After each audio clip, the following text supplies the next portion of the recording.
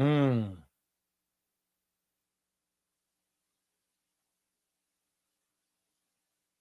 Mm.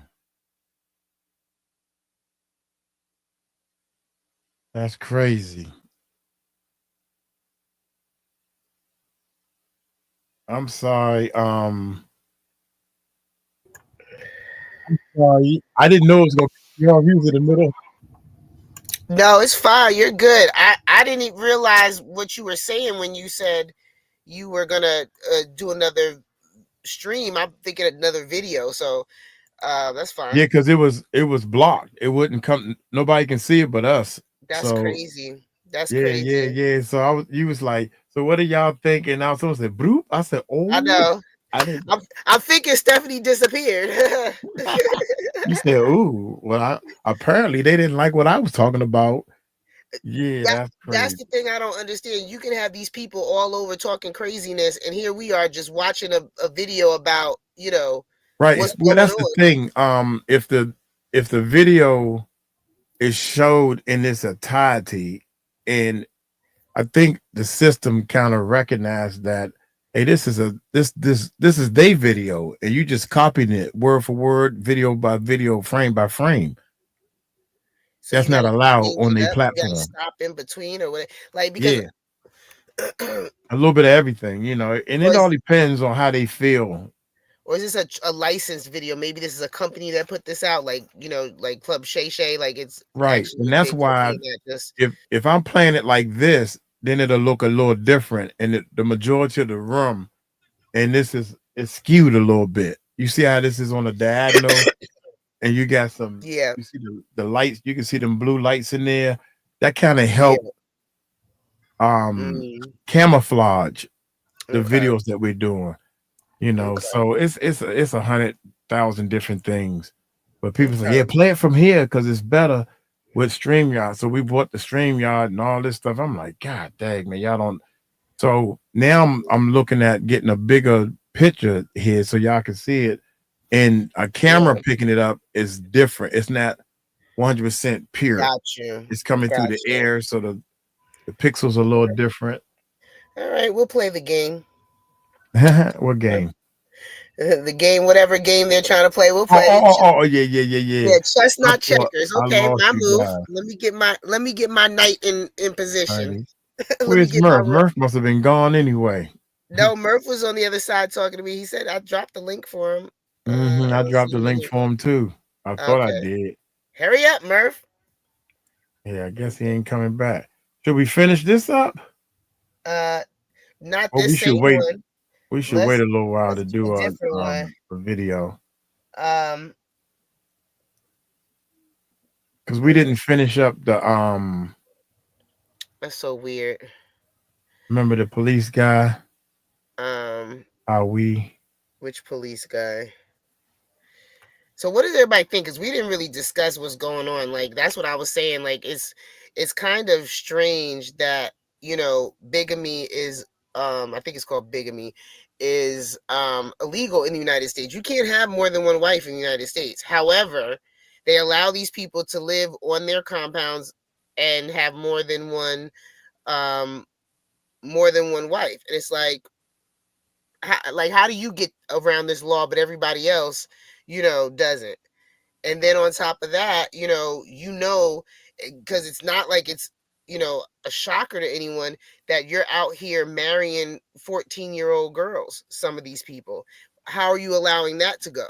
Like, mm, what's going yeah. on? So it's not that they don't know what's going on. Like, why do they get a pass and everybody else, it's like that's not, you know what I'm saying? Like, that's the weirdest part to me. Oh, so just because you go out into the mountains and you insulate yourself, you can do whatever you want? Mm, Like, that's okay. That's how we do it. You don't have to obey the law if you're out in the mountains by yourself. mm. Like, we need to demand more, because that's not okay. Yeah. You know what? I don't know if this from a the Harrison don't do no big channels. If it's a big channel, maybe it's got 1 million views on it. But we was cool with this one. Well, I think they on to us today. They kind of pick and choose what zip code they're gonna monitor real hard, I guess, or something like that. Somebody, Murph was saying that it could be just it could have been an intentional strike or whatever. So we'll see. You know, like I said, chess not checkers. Okay. Yeah, I don't think it's yeah, they kind of brought a warning first. This is 27 minutes. This got 3.2 million views in 8 days. God dang. 23 minutes. We gotta do this one, y'all.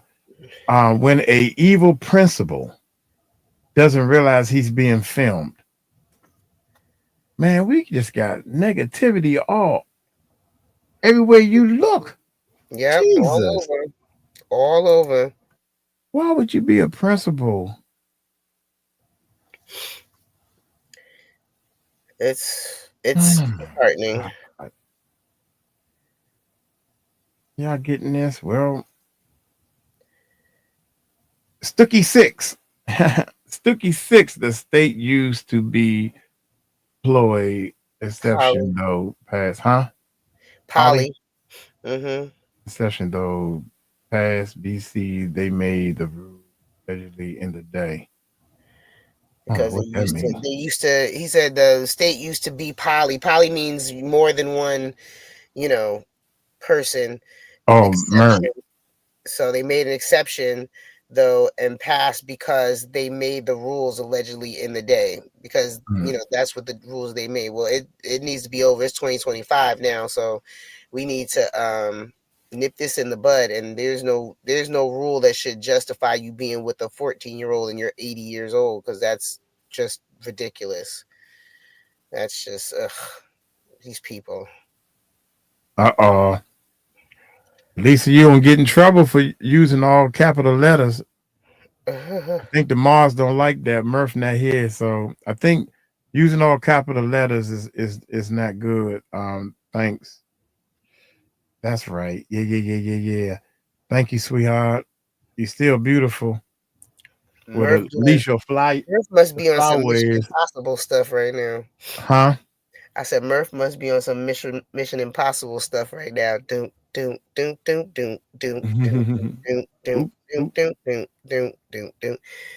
just sent a message saying, "Hurry up, bro." Yeah, let's we're gonna run this a little bit. That's why I try to switch this like this sometimes, or sometimes do it like this. Yeah. Because on YouTube you see more of me than the video that we plan. But then to hear think it's the audio, you know, it's a little bit of everything.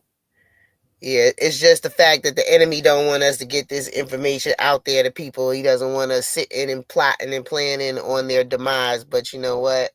Can't stop us. Can't stop, won't stop. I was gonna say that, but then I was like, no Diddy. No Diddy though. Yeah. He didn't make that up. Everything he did, somebody else made up though. That's the part that tripped me out. Absolutely. He paying people to make beats and everything for him. Yeah. But yeah, so they won't stop us. Don't worry. We're keeping it moving. Doesn't matter what they do. Okay. Yeah. When an evil principal, let's do this. We're going to start this because Tahir been tearing us up. Tahir been actually dropping these bad boys. Yeah, Tahir has been dropping so many. I was like, I can't keep up Tahir. I don't know. Yeah. He on Energizer time. And I think, amen. I also think that if we slow down on the videos, then everybody will jump on one video and that one video will be pushed out harder. But we don't know what we're doing. The only thing we know is throw videos up. I mean, you getting the views. I seen one you just dropped. It had over 4,000 views. So you're getting people. Somebody's watching them. Yeah. Oh yeah. Yeah, I go and check them every now and again just to see how they're doing, because I can't get to all of them. I was keeping up at first, and then Tahir was like drop. I was like, okay, Tahir, I can't keep up. I'm gonna have to Bro, do. I don't see nothing with no 4,000 views. So you It just was something. It was 4.5. Was it the big homie CC one? It was one of them. oh shoot. Yeah, that was long. That's a couple of days ago you talking about. I'm talking about Was today's it? videos, girl. Oh no, I haven't seen anything from today. I've been asleep all At day trying to Williams, get this 72-hour bug out. 1.4 breaking news. Okay. Oh my god, man, this is making me my stomach hurt. Lord That have mercy. 2.8 views in 5 hours ago. Well, That's that's not pretty bad. good. What was that one? Jay-Z and Diddy legal team. And 𝗟𝗡𝗏𝗖𝗓 fights for justice only got 493 views 6 hours ago. That is horrible. But you're right, big homie CC got 10K. Oh, okay, so it had 4.5 when I looked at it earlier today. Yeah. All right. So Big it's homie crazy. CC got 10K. All righty. We every now and then we get a 10K real quick. Jesus, man, these numbers has drastically dropped. Well, but guess what though? One of these days, everybody keeps saying they're gonna pick back up, and guess what? One day, all our numbers gonna pick back up, and then we're gonna be able to bless people. That's all we want to do is help people. Yep. So anyway, what's up, YouTube? What's up, YouTube? How y'all doing? Check this out, man. When a evil principal doesn't realize that he's being filmed, me and Stephanie, we're gonna do this reaction on our live channel, and I'm gonna pay attention so we can do a lot of stopping. But without any further ado, y'all hit that subscribe button, hit that bell. Let's check it out. Security camera in that room. It is. Yeah, and it caught everything on camera. You keep us playing with it. Playing? Oh no, ma'am. He's going to jail tonight. Police are called to a small private school in Ocala, Florida, after the principal is accused of trapping a fifth-grade student in a room and assaulting him for nearly an hour. The following report is based on police records, and most of the footage has never been seen before until now. Please note that the suspect in question and all persons charged with the crime are presumed innocent unless and until proven guilty in a court of law. Yeah, that's crazy. Oh my gracious. So you mean to tell me that a principal, of a high school, I'm assuming? It didn't say yet, right? No, but I know where Ocala is. It's not far. About an hour and a half north.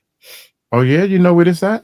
Yeah, I know where Ocala is. Yep. It was the Wow. country, and a lot of people started moving out there when it started getting really expensive in this area. They started moving to Ocala. So, unless there's a different Ocala, there's a lot of different ones. But if it's the one in Florida, I know where it is. Oh, okay. Let's keep going. Thank you, Deborah. Most definitely. Shout out to Deborah. How Y'all. you doing, sir? God bless you. How you doing? Do you know why I'm here? Yes, we had called because we just got a report that that our principal mishandled one of our kids today. Your principal did? Yes. Do you have a video of it? Yes, they have a video of it. That's the executive principal right there. We have a video of it, but the person who can put it up is on their way in maybe about 30 minutes before they can get here. Are you the one that called 911? She called 911. She's our pastor. I'm the founder. She's the founder of the school. Destiny Leadership Academy is a Christian school started by Lily Tuggerson, known as Apostle T to her congregants at Immerse, the Pentecostal church nearby. It's clear immediately that the line between school employees and church followers is somewhat blurry. Now, we haven't talked to the parent. So it's a church type school. Yep. So it looks like a private school that they started themselves. That's probably what it is. They said charter or a private school. Oh well, I just said a church school. I don't know. I don't think it's a public school, but either way, that's crazy. What's this? Try me. But a charter school does get public funding, so where a private school doesn't. So that would be the difference between the two. Well, one of them. Alrighty. The parent doesn't know? I don't know. We are not sure. She hasn't called her. So We haven't talked to him. When did you find out about this? I found out about it about 6 or 7 o'clock this evening. Okay. The teacher called me. And she came to the church and told me about it. I told him we gonna call the sheriff department right now. Neither the child nor the principal himself are still on campus, leaving the police with only names and descriptions at this point. His name is Donnie Prophet. His last name's Prophet? Yes. He would do something like that. How old is the kid? I think he's like in the 5th grade. Do you know where it took place at? No, Dr. Wagner. She knows. Is this a school? Yes, Oh. this is school. I didn't talk to Brother Prophet about it. I mean, he's a member of our church too. Mm-hmm. So I didn't talk to him, and I didn't call the parent yet. It'll be some time before the school secretary arrives with the surveillance video, but Dr. Vi, Destiny's executive principal, has already seen the footage, and even her description of it sounds appalling. And in that video, what did you see? Wow. So all this was on video. Wow. So that's undisputable right there.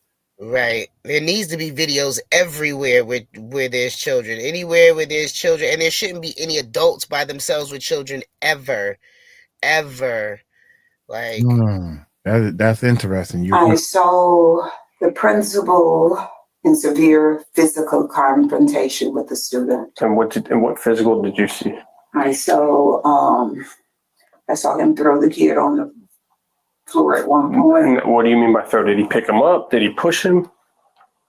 I saw slinging. He slinged him like that. Yes, and then at one point he was on top of the kid. As horrifying as these details sound, the deputy seems to wonder if something precipitated the confrontation. Did the kid do anything to invoke this, to lead up to this? Did the kid strike him? Did they have problems in the past? They've had problems in the past. They've had problems in the past. They've been the best friends. So this is an ongoing issue. I think so. Okay. And it's not. But what led? That's what I'm trying to figure out. What did he was just in anger rage, so he took it out on the kid? My understanding is that he called the kids in because they're the leaders and said that in order for you to graduate, you got to write a 5-page essay. I think he said he was not going to do it. He didn't understand why they would have to do that. And so the kid is in the video. He put his head down on the desk. And so from that point, I think the principal was trying to make the kid do what he said. As the deputies step out to discuss the case, one of them gets the first inkling that something is off. Yeah, if a student in any school don't want to do their work, the teacher or the principal need to just tell the mother. They don't. I mean, that's not. You just don't graduate. It's that simple. Fine. If you don't want to do your work, I mean, that should be simple. A feeling that will only grow in the coming hours. Well, this sounds like an aggravated child abuse arrest. This sounds like a headlines case. Principal of Destiny Leadership Academy arrested for aggravated child abuse. This happened like 2 o'clock this afternoon. The kid went home. She told me he's lumped up pretty bad. The parent didn't see this. Parent didn't see the marks on this kid's face. That's a little weird. And then the secretary and the teacher waited till 30 minutes ago to finally tell them about, oh yeah, by the way, you should know about this. The deputies run Dante Prophet's name through their system, but this standard scan returns a shocking result. Can you imagine he's a suspect? It's another case? He just got arrested last year. For what? Battery? He got arrested on a warrant last year. He got arrested on a warrant and he's charged. You see a black private identity. He got arrested for a probation violation, felony, 1 count, attempt to commit interfering with child custody. As stunning as this revelation is, the deputy soon realizes that he hasn't seen the worst of it. Lewd and lascivious molestation. You're joking. Swear. 10-15? Yeah. On the interstate. I bet they don't know that. I can't wait to tell them. As eager as the police are to share these details with the school's administrators, These people sick, man. I really think, I mean, there's a line that for disciplining kids that I think a lot of people would say I cross, but these people, god dang, man, why are you fighting? That's not necessary at all. If you're the principal, if you're the principal, you supposed to just, I guess, princify. I don't know the word to use. Guide and lead these kids to be successful, but if they don't want to take it, you can't force them. Yeah, you shouldn't be putting your hands on the kid. I can almost see a teacher losing it because you are disrupting the class and all that. But a principal, when you come to the principal office, you in trouble. Son, sit down, let me talk to you, and let me call your mom and let me do the paperwork. That's it. That's what I'm thinking. The action they get is nearly as surprising as the news itself. Question. Do you guys do screening before you do a hiring process? We do. Yes, we do. You do? Yes. Well, I just looked up Dante, and Yes, I know. You know that. do you know of the serious charges that he has against him? He's been arrested twice on Marion County alone. One for molestation, We didn't check any other One for counties. where? child molestation. Okay, that's Yes, that was the accusation. Well, he got arrested for it. Yeah. And then the other one is interference with child custody felony. Is what? Interference with child custody felony. What is that? Basically means that a parent or a guardian said, "Give me my kid," and he said, "I'm not giving you the kid." Yeah, he refused to give somebody's kids back. So that means he took somebody's kid, or a kid went with him somewhere to his house or something, and he refused to return the kid after the kid was put in missing. A kid that's not his. Yeah, he's very protected. The revelation that school officials already knew about some of Don. And I feel sorry for these older ladies because they just. Yeah. So my question is it time for violence now? If somebody take my kid and I give my kid, you say no, can I bust you upside your head now? Like, can we do that now? Look, while you waiting on the answer, y'all might as well give me the answer and some towels and stuff for this bleeding kid or bleeding person that had my kid. So while you asking the question, when you waiting on the answer, you might as well go, you might as well get some daggone hospitalization going on, because sometimes I can't even wait for an answer. That's crazy. Like, why wouldn't he wouldn't give a kid back? And then they want to smile and this guy smiled in these older ladies' face, begging for a job so he can get close to kids again. So they paying him to get close to kids. And they said, well, we did a screening, but yes, ma'am, you know, I'm giving myself to the Lord and all this type of stuff. It's crazy, man. This is crazy. you can give your life to the Lord and be forgiven for all your stuff, but you're not working with no kids, boo-boo. We're not doing that. You can't be no principal. You got to pick something else. And he's the principal. I can see if he was a janitor or something. Oh, okay. Here we go. Dante's history is astonishing, and the deputy tries to make them understand. Yeah, he's very protected. The revelation that school officials already knew about some of Dante's history is astonishing, and the deputy tries to make them understand the potential problem they have on their hands. I'm sure your parents don't want to find out that you got a principal at your school that's molestation charges and interference with child custody. A lot of them know him though. Okay, but that's Like personally? Yes. I got you. I mean, if I had a child and I found out my principal of my children's school, Yeah. I'd be freaking out. Right. He knows a lot of them. He's very personable. This part I didn't know about it, so the accusation came. But he mentor like teenage boys and stuff, and help them finish their high school and help them go to college. So all of that. The deputy's frustration is mounting, but it seems that school officials have already dealt with some of these concerns. That's the same thing that anybody can have access to if they pull up his name, right? They should be able to see that. Yeah. But some, because a parent or two had mentioned it, but they were still, because he had done such a good job last year, they were still willing to stand behind him and let their kids come. And that was wild. Man, dude, come on now. You know what I'm saying? I don't know what to say, man. If you know he has these problems, what he's doing is he's manipulating the kids to stay quiet while they do whatever he's doing to the kids. Right. That's what I think is happening. You know, you take your chances and you accidentally get caught sometimes. My thing is because you know I had a business that worked with kids, we did extensive background checks, and on top of that, one of my major rules was you are not allowed to be with a child by themselves ever. You always need to have someone with you. This is a protection for you and a protection for that child. Right. At I all agree. times. At all times. Like, I did not play those games at all. Mhm. You know. Yeah, that's crazy, man. This is so sad. Here we go. He was not on his meds. That's what I'm gonna say. I didn't know he took meds. Yes, he does. What does he take meds for? Hyper, whatever age. Oh, ADHD? Yeah. Oh, okay. I got ADHD. I'm not beating kids. What you said? I said I got ADHD and I'm not beating kids. The deputy steps aside once again to let his superior know about his accumulating suspicions. And the owner and the head person here all know about his problems. And they're nervous as hell right now because they realize they know if when I watch this video and it shows what they're saying to me, I'm going to have to go arrest them. But my thing is, they're saying the kid's all welted up and stuff like that. The teacher knew about it. The teacher didn't say jack until later tonight when she was confronted about it.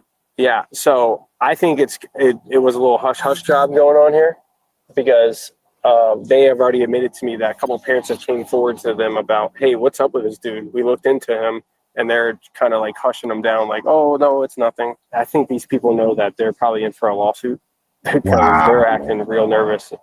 And like, oh, yeah, we knew about his past, but the parents still loved him. I go, okay. The deputies know about the charges on Dante's record, but it's only when they pull up the official filing that they begin to piece together specifics about what the principal was arrested for 7 years ago. Summer of 2017.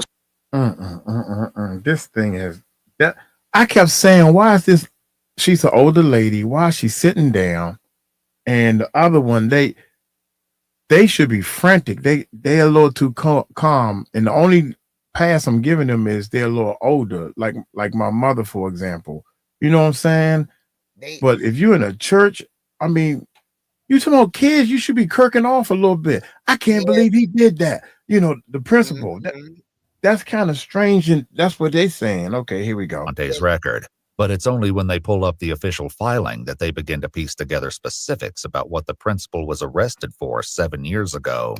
Summer of 2017, while staying at the Royal Kids Camp, where Prophet was camp counselor. Yep. The camp allowing counselor to contact him if necessary. He said Prophet contacted him for the first time. Killed himself and his nephew. According to the Ocala Police Department report, Dante gave letters to the child at the end of camp, writing in part, "You know that I love you and I always will." Dante kept in touch with the child over the coming months, inviting him to his apartment to watch a movie in November 2017. The report alleges that Dante laid down behind the minor on the couch and asked him, "Do you feel that?" when there was inappropriate contact. According to the report, both the victim and Dante were clothed at the time. Awesome. And he's not a registered sexton? No, I think he was too young. I think it was fell into Romeo and Juliet. Oh, his age? Yeah. Oh. At the time, he fell into Romeo and Juliet, which just means he doesn't have to register as a sex offender. Under Florida's Romeo and Juliet law, offenders who meet certain criteria can avoid the official offender registry, even if they're convicted of the underlying crime. It should be noted, however, that in Dante's case, prosecutors dropped the molestation charge entirely, and the court withheld adjudication on the charge of interfering with child custody. His profit organization website credits him with having faced and overcome false charges. So you got lucky. Yeah, you got lucky. That's different. Well, he's not getting lucky tonight. I can't wait The till surveillance video will undoubtedly be crucial to the investigation, but the deputies know they must also speak to the victim.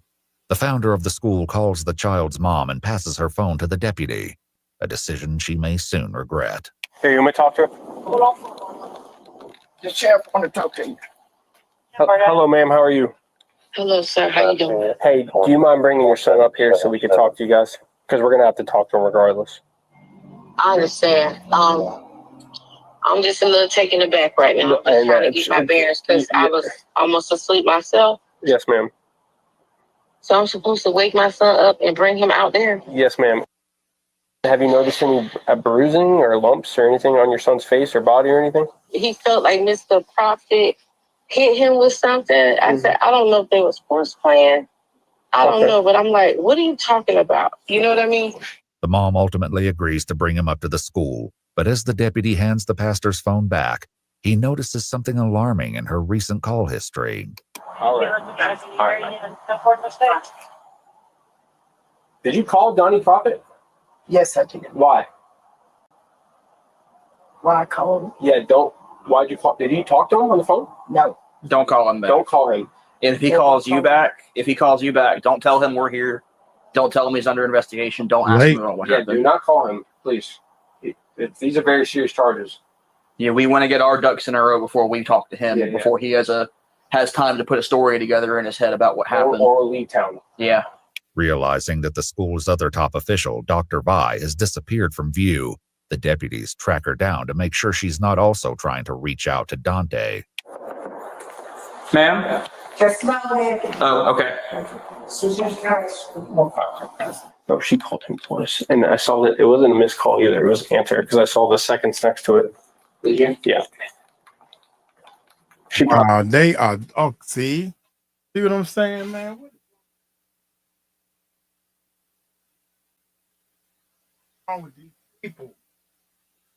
Sorry, I had to close the door. I gotta close the door. So I called him and warned him. Have you tried to call Donnie?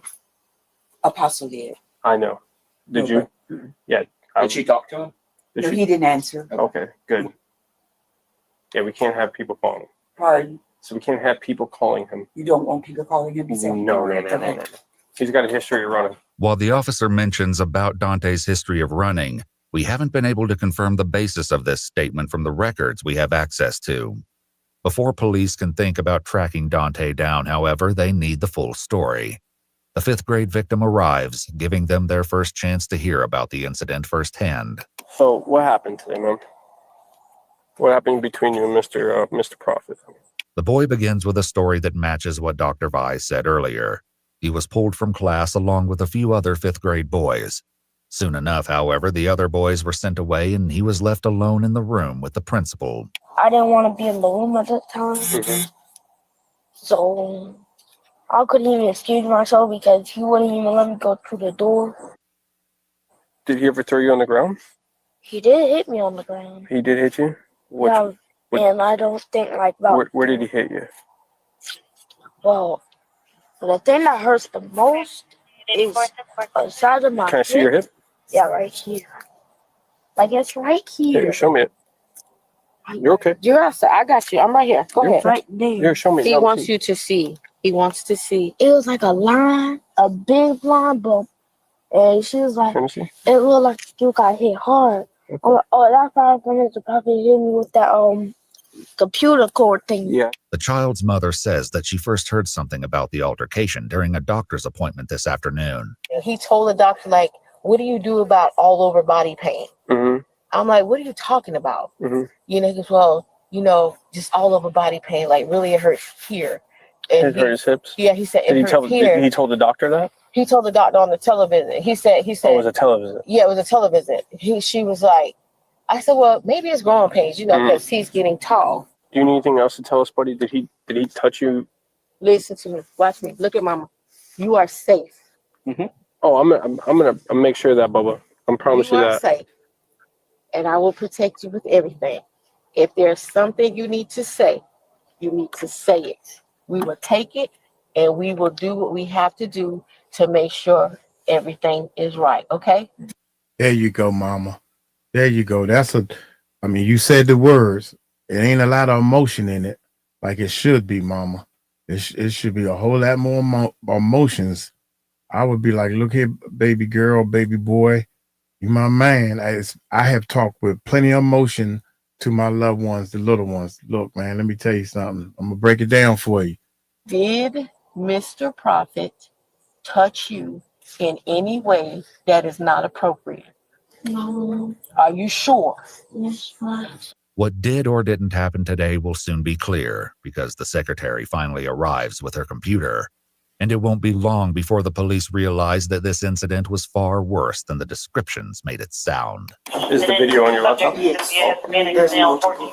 Multiple? All today? I don't need to see it. No, but you need. No, you need to. Go on. Okay, please. The video begins with Dante sitting across from the boy, who has his head down on the desk. The principal gets up and walks over to the boy and begins prodding him, perhaps in an attempt to get his attention. But it isn't long before these antagonizing taunts spiral into something much more chaotic, and the situation soon escalates from chair wrestling into a full-fledged struggle for control. The child is clearly desperate to escape the principal's grasp, but Dante is equally determined to keep the boy under his power. In an almost unbelievable scene, Dante wrestles the boy to the floor and straddles him. But even after getting the boy under his control, Dante continues to behave in a way that alarms the deputy.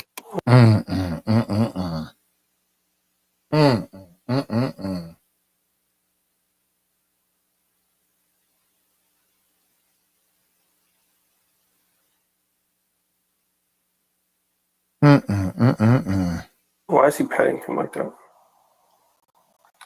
Why is he what? Patting him like He's rubbing his lower back and head. Well, makes sense for his other charges. Chokehold. Broke out a chokehold. He's trying to get him a chokehold. You should probably watch this. Sorry. I said you probably should watch this. Yes, you should. See what kind of guy you got working around the kids. Remarkably, the altercation is interrupted several times over the course of the video. You have to see where he himself is being aggressive. The kid didn't have a chance. He's wrestling. Man. Or text me your notes with your info. Now, who's this kid? That's one of her kids. And where did she go in for? No idea. Mm-hmm. Did she say I don't even know. He probably told her. At one point, the boy sees an opportunity to escape that he can't pass up, leading to one of the video's most shocking moments. Look at that, look at that, look at that. Oh, there it is. He tried to leave and he just threw him on the ground. I mean, it's false imprisonment. But although the visuals from the video are hard to watch, they aren't compelling for everyone in the room. So you don't think he was playing with me? What? Nuh-uh. Nobody did. I know they didn't say that. What?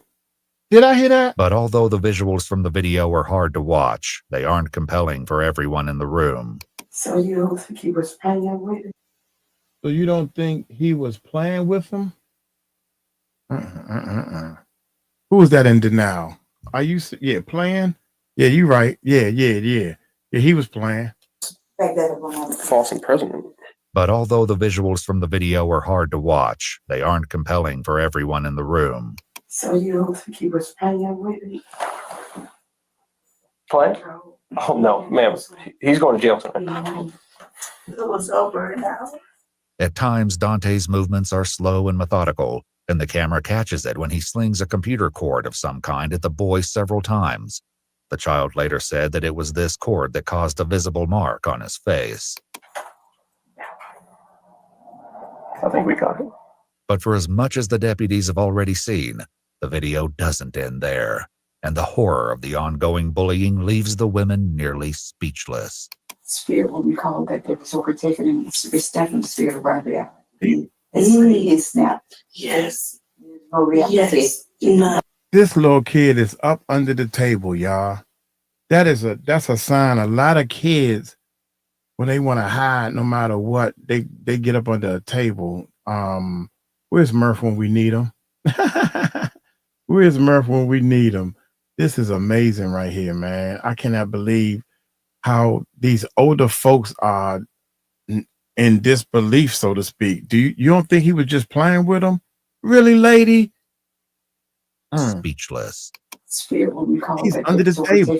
It's definitely spirit of reality. It's snapped. Yes. No reality. Yes. Right now. No reality. What is he doing that for? None. He has snapped. None. He has snapped. Totally. Look at him trying to get away. That's all he wanted was to get away. That's when he just hit him in the face, or he just smacked him in the face. With his hand? Mm-hmm. No. At times, the confrontation devolves into intense physical conflict, and Dante is the relentless aggressor. Starts trying to twist his ankle. Sit him. That he need him. You just need him. He need him. Oh my word. He had him by his leg and he needed him. Oh, because there was a point where I tried to walk in and I couldn't get in. Oh, he locked you from coming in? Because he was sitting in front of the door. Yeah, yes, instead. But even with the women clearly horrified by what unfolded today at their school, the deputy remains suspicious of Destiny's founder. I don't know what she's trying to hide. No. But she seems like she has something going on with Donnie about. But because she's his pastor, you know. Well, so. Donnie don't got a good past. I'll tell you that much. And he shouldn't be around kids. I think she's in disbelief because honestly, I think that's what it is. She called you guys before she seen the video. I got you. Well, I'm gonna be honest with you. Knowing his past, I'm not shocked. Okay. Yeah. And he shouldn't be around kids at all because he's got a nasty little past. I hear her now. She was talking about how upsetting it is because in her eyes, he's an upstanding person. Yeah, I disagree. But. Yeah, I'm pretty sure she does too. Now. All told, the video of the altercation goes on for more than 53 minutes, a shocking length of time for any violent encounter, much less one between a principal and a student. Oh my God,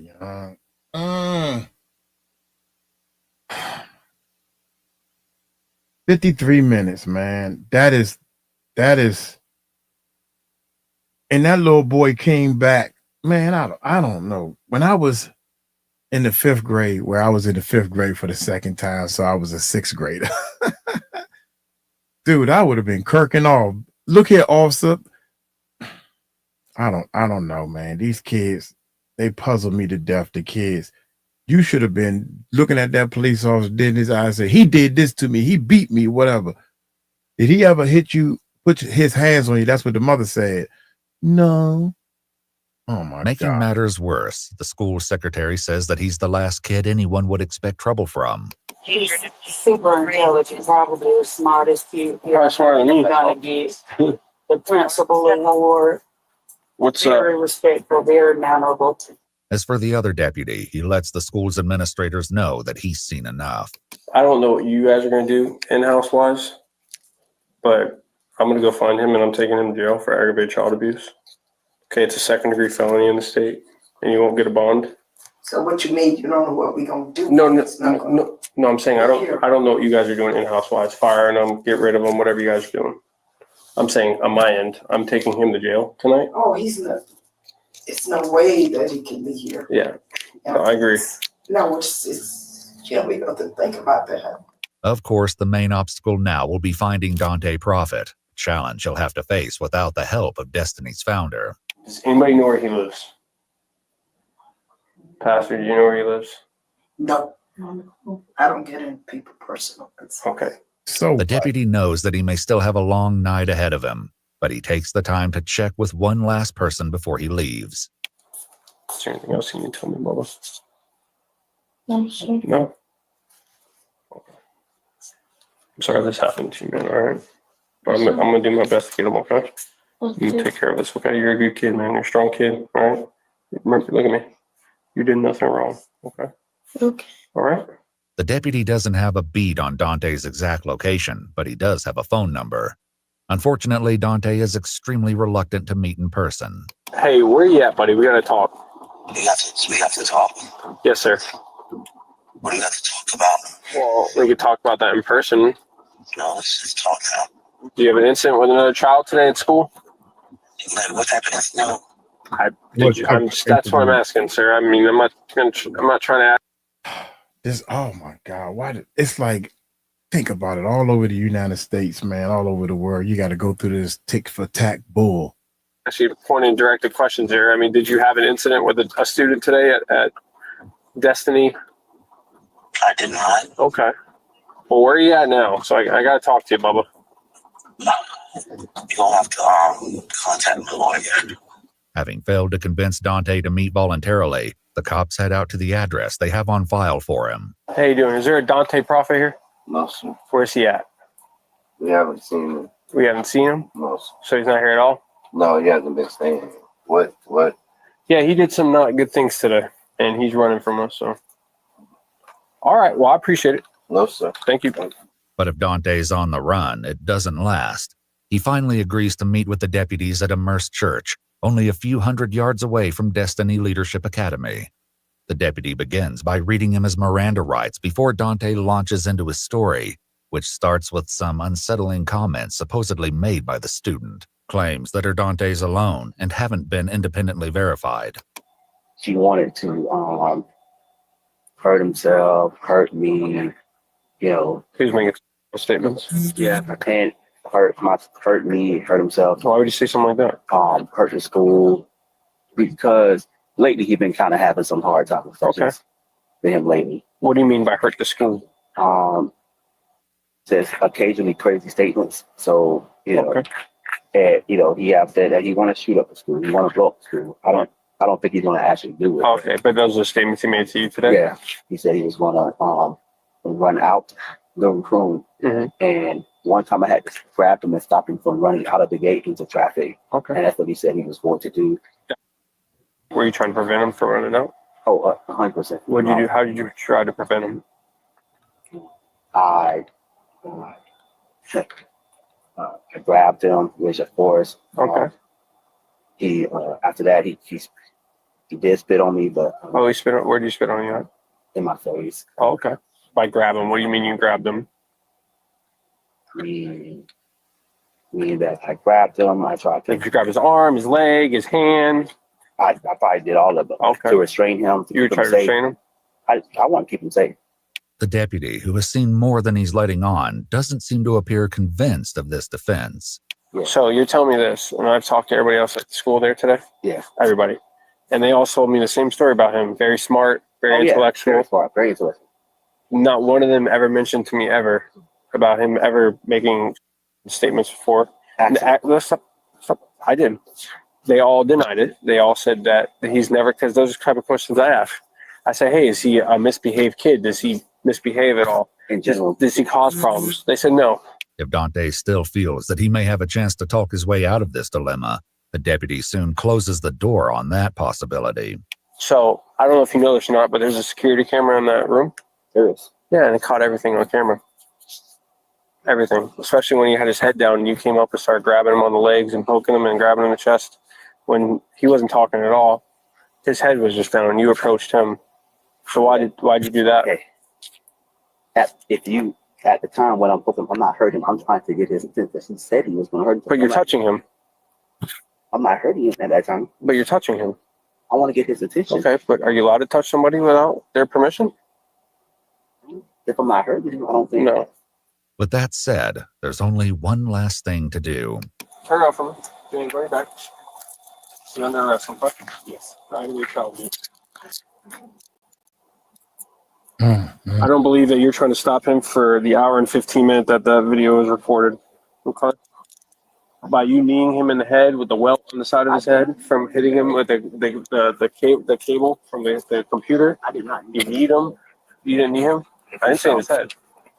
Knee him. What about when you got him in an ankle lock or in a chokehold? None of that. Good. Okay. Well, you'll have your day in court, sir. But I just want to let you know that is some of the best surveillance video footage I've ever seen in my life. Okay. You're probably fired too from your job, by the way. Yeah. The deputy's prediction turned out to be correct. Destiny Leadership Academy told the media that weekend they had terminated Dante. I wish there was sound in that video, but if I saw the video, I feel the same way. Dante Prophet was charged with 1 felony count of cruelty toward a child and 1 count of false imprisonment, the latter of which was later dropped by prosecutors. It was a tough day. Dante Prophet pled not guilty to the felony charge. Jury selection for his trial is scheduled to begin in February 2025. Iwu also reached out to the school and the school district, but they did not respond. I know one thing, I would love to be sitting in that courtroom. God damn, she's hiding her personal liability. Yeah, you right about that. You sitting there talking that bull. How in the world we need We need to follow this trial. Yeah, you're right about that. I wonder where the trial at, y'all. Behind the bars you go. You right about that. My thing is this, and this is something that we need to be careful of, because you notice what he did. He tried to use trigger words to defend himself and to make up a reason why he did this. Oh, he spit on me. Oh, he threatened to blow up the school. Oh, he threatened to do this. This is how people manipulate the system. And it's not just on that side. It's on both sides. People know, and this is what I'm saying, by people know what words to say to get people to feel a certain way or to think a certain way. If it wasn't for that video, and that boy, as you can see, he put his hands down. He wasn't threatening that man. He wasn't trying, not like, the other video we watched, the boy is telling his mama to shut up and do it and going back and forth with his mama. With the knife. The kids that we see that are being abused, they're not bucking up. They're putting their heads down. They're docile. They're quiet. They don't want to say anything. They're not cussing out nobody. Right. So we have to be careful because, both sides, victims and perpetrators, both of them will use this, trigger words to get you to emotionally connect to whatever it is that they're trying to say. And had this man not had this video, people would have been like, oh, well, he said he's going to blow up the school, because he knows that, that has happened, and we have to be very careful. Yes, we want to protect the victims and we want to protect, the families and these children, but we want to protect the victims. We don't want to get into a situation where people are manipulating and pretending to be victims just to, do whatever it is they're trying to do. Right. Whatever type of support, So that is crazy, man. But that dude right there. Yes, you're right. You're supposed to be a principal. The school, where was the teacher? So I'm assuming the teacher came in with the videotape. No, that was the receptionist came in with the videotape. But the teacher, and I guess the police officer said, well, we're going to let y'all slide. You're a little older. Y'all need to be more wise when y'all pick people. Well, we heard he had some things. And they're a church. Don't get me wrong. The church is always going to give you the benefit of the doubt. Maybe you saved or whatever the case. I don't play that, man. I'm sorry. I don't play that. You could get the benefit of the doubt on some things. You robbed a liquor store or something like that, but you cannot get the benefit of the doubt on doing something to no children, and like you can't get the benefit of the doubt on that. I'm sorry. You can, do something else for the church. You just can't be around these kids. Like you can do something else, but not around these kids. Like sweep him up. He sounded to me when he first walked up. Here's the thing.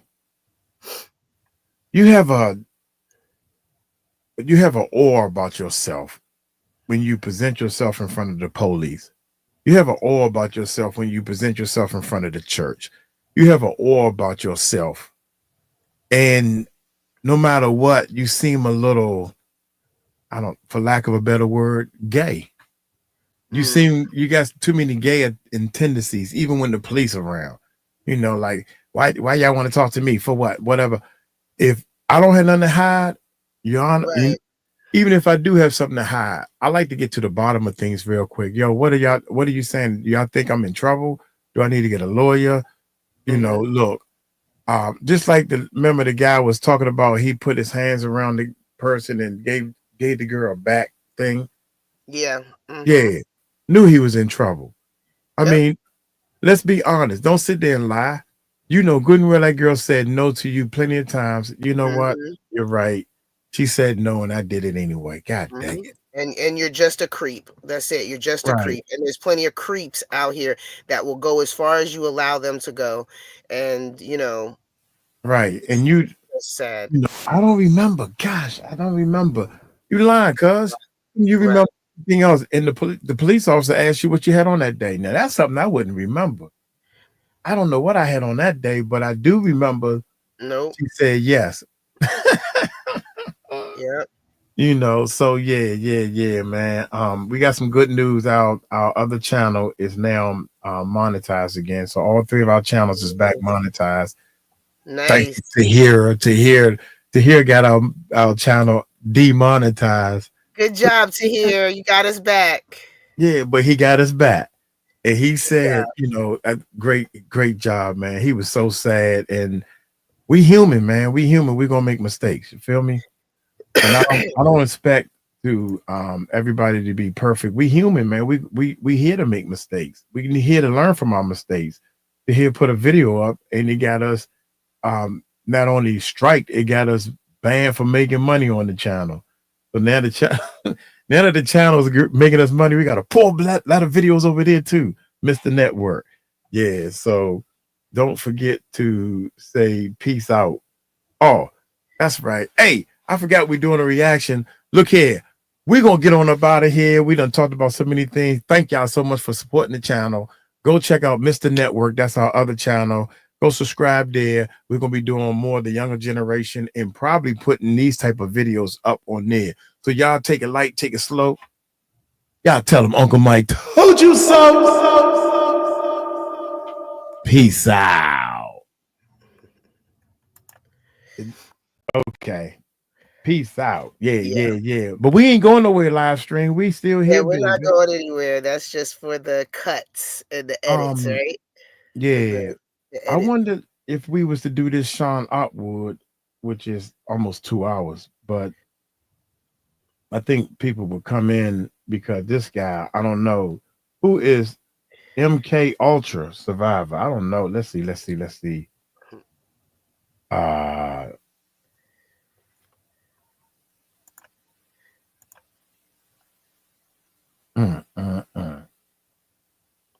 Oh my gracious. Everybody say thank you to here. Thank you to here. Man, every time I think this morning I wasn't feeling too good, y'all. I'm just gonna let y'all know that. Big brother Mike was feeling a little depressed. I said, Lord, please. So now we made it to January the 1st, and it's the date is the 1st. Yep, the day is the 1st. So yeah. But God moving, he's moving. You see how he moving. Look at it. Now look, he done came over here like, okay, let me get this back. Okay. Yeah, knock on wood. So far, since all this has been started, I have officially made twice as much money every day than I do on my job. So right now I'm paying off some major things that I needed to pay off anyway. And I swear to y'all, I'm gonna do right. I'm just letting y'all know, Stephanie. Don't go nowhere. She gone. I'm letting look, now you muted. You muted. She's oh shit. Your mouth said, oh shit. I was looking for some tissue. Go ahead. I'm waiting. No, go ahead. Do your thing. I'm gonna hold my nose. You can say you're gonna do right. You gonna do right. Go ahead. I'm gonna do right. Well, I'm just gonna talk to Tanya, Michelle, and Jamie. And I'm gonna talk to Debbie with the one cat. One of them I don't like. And not blind, I don't see you. And Valerie, I can't talk to you. You look too fine, girl. Cook God Almighty, baby. Anyway, are you changing them? Yeah. I didn't know you was doing it. No, you the changer. If you're not changing, then I do it. But I want y'all to know that in order to be successful at this thing, I need to be a little more financial free because I poured a lot of money into pushing this and building this. Mike is a flirt. But anyway, long story short, I think that we are going to make some big differences in this area. I think once we start showing what it is we're doing, then you got some people that's race stricken So if we doing all this in the Philippines, why are you doing that in the Philippines? What about American people? What about the, well, the reason why I started in the Philippines, one of the main reasons why I started in the Philippines is because our money is so much stronger and it goes further over there, so we can help a larger number of kids. We can help a larger number of kids. So, and then I don't know, we try to get involved with the churches, but when it comes down to the paperwork of being a nonprofit organization and all that stuff, oh man, I'm out of there. Y'all do that stuff, man. I'm a mover. You know, everybody want to do paperwork and spend money. And I always say to people, everybody know how to make money. No, everybody know how to do business. Everybody know how to do business, but don't nobody know how to make money. I say that all the time. That's my saying. That's my cross saying. Everybody know how to do business. You got to get incorporated. You got to get an LLC because, you know, if somebody sue you, you know, you don't want them to get nothing or whatever. And I'm like, everybody want to do this. Everybody know how to do business, but don't nobody know how to make money, you know. And I had to get rid of people before, man. In my recording studio, I had to put people out, you know, and every time that happens, it's like all the stuff they did, people would say to me, I would have been put them out. I would have been put them out. Victoria, I'm so proud of you, Mike. Yeah, and I'm nervous sometimes, man. I get worried over some of these people. Man, if I was, you should do this. Everybody can tell you what you should do, right? Everybody tell you what you should do, but they can't get their own stuff together. Lord have mercy, you know. So anyway, what you think? I don't know what this is unless you got something you want to do. Yeah, she muted. She trying to take over me. I like, man. She trying to be like me. If I could be like Mike and stay muted while I try to talk. Right, because I'm trying not to cough on the camera. Everybody hear me cough. Trying not to blow my nose. I'm trying to, you know. So yeah, I'm sorry. I say yeah, we can do Sean. Yeah, why not? Yeah. She said, what happened to the cult video? Was it prohibited? Yeah, you know, one of the things we should be doing is we should be reacting. We can't, it's like you can't let the video just play and don't stop it and don't say nothing. You're supposed to be giving your point on the video, not playing the whole video through like we do. So if you do that, intro, yeah. He keeps saying intro. People must like these videos coming from our live channel to hear. I did. Oh, that reminds me. We're gonna get this video started, and I got like a lot of videos I need to upload because I did like 1, 2, 3, 4, maybe 4 videos that's on the office computer. So check it out. What is YouTube? How y'all doing? Yeah. I hear a little echo and everything. Check this out. Sean Otwood, man. This is my mentor, man. Sean Otwood is my mentor. I was telling people this once before. Sorry, wait a minute. Yeah, make sure y'all got this thing up. Valerie, get off of there. Sean Otwood, there are channels that I know, and I know these people that got million subscribers and all that type of stuff. But it's the way he run his channel. It's the way he does things. It's the way he does interviews that I really, really like and admire. A lot of the people from my channel go to his channel. I push so many people to his channel and vice versa. And we are here to do one thing, to help people. You know, we spread the news and we run our channels, but we try our best to help people, not hurt people. If you're focusing on hurting people, you're doing it wrong. You're living life wrong. So shout out to Sean and everything. I'm hoping you're going to hear this. But, you know, I got a lot of questions to ask you, man, and everything. And he's a great guy, man. So without any further ado, hey, it says survival. This what I don't understand, y'all. Excuse me, wait a minute. I'm on the wrong page. Diddy and MKUltra Survivor live. Hit that subscribe button, hit that bell. We trying all kinds of new stuff. Okay, y'all, let's check this out. Here we go. Folks, we have got Rocko Fowler with us. Diddy survivor, never told his story on this channel before. Thank you, everybody, for putting questions in already. Thank you for waiting. Thank you, Rocko, for spending this time. 𝗚𝗢𝗡𝗞 was going to come on, but he's coming on Friday. Get ready for that one.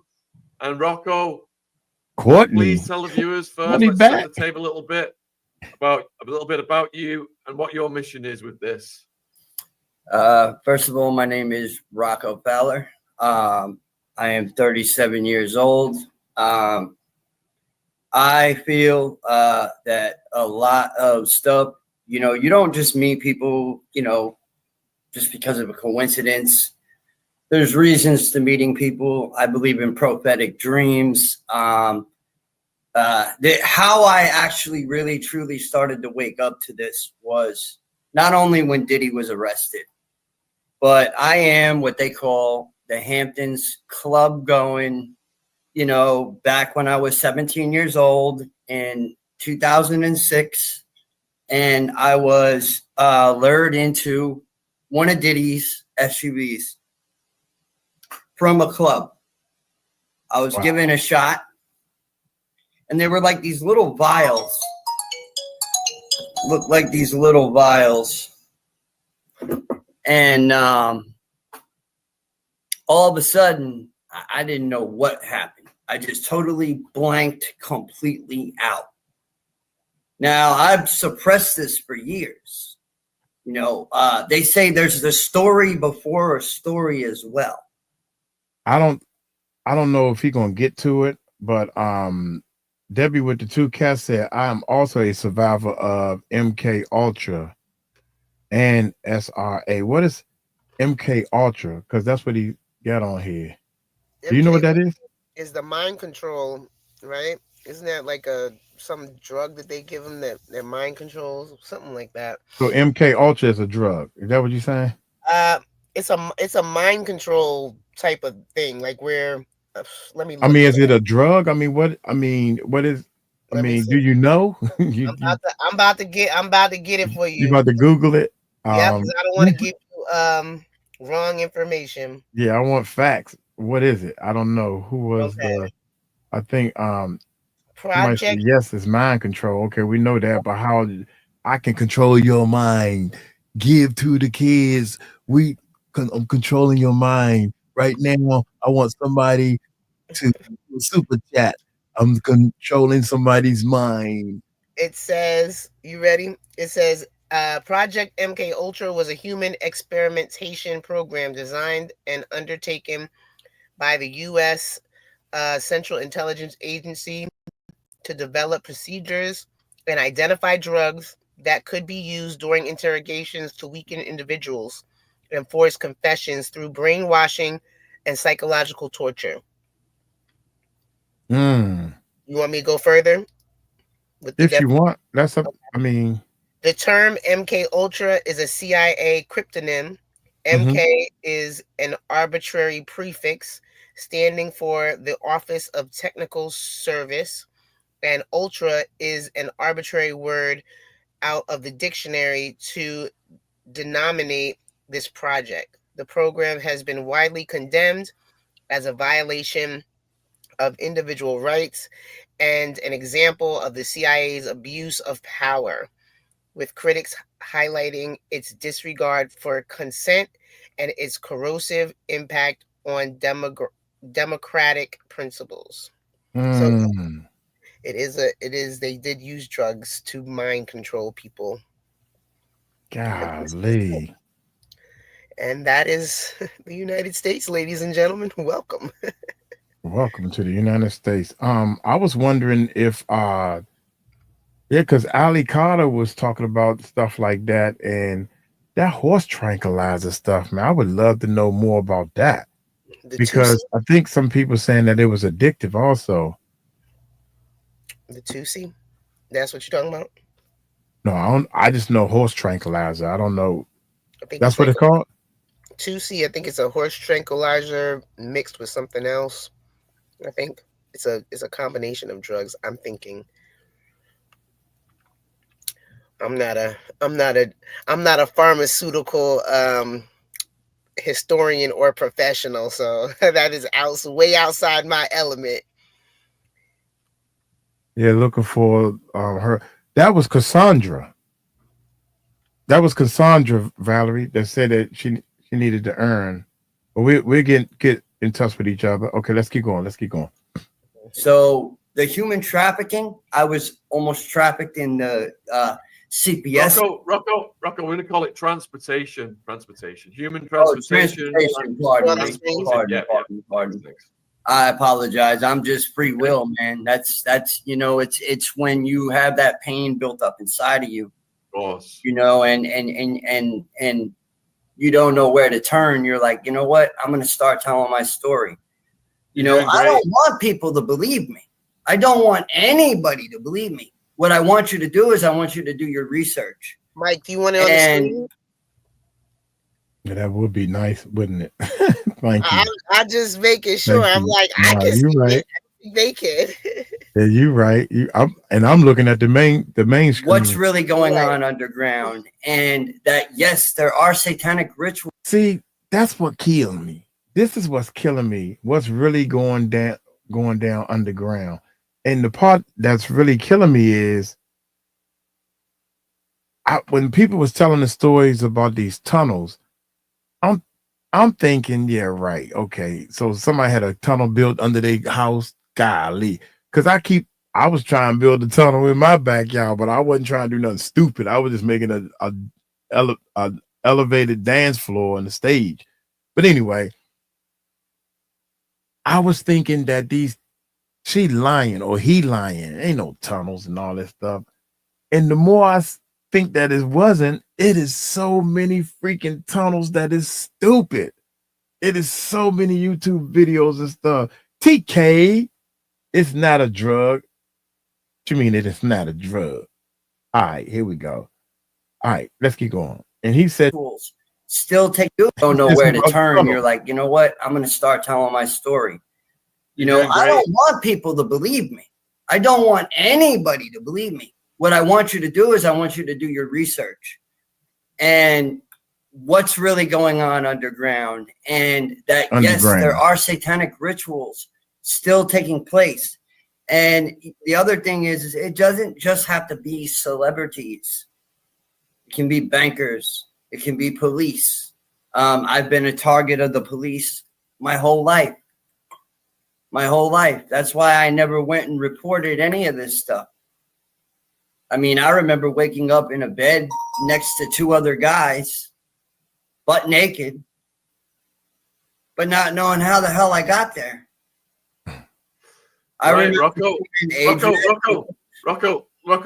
is the things beeping in your room? Are you all right to mute those? Yeah, you know what? People need to learn respect. I'm on a show right now. Sorry. Thanks. It's all right. I apologize.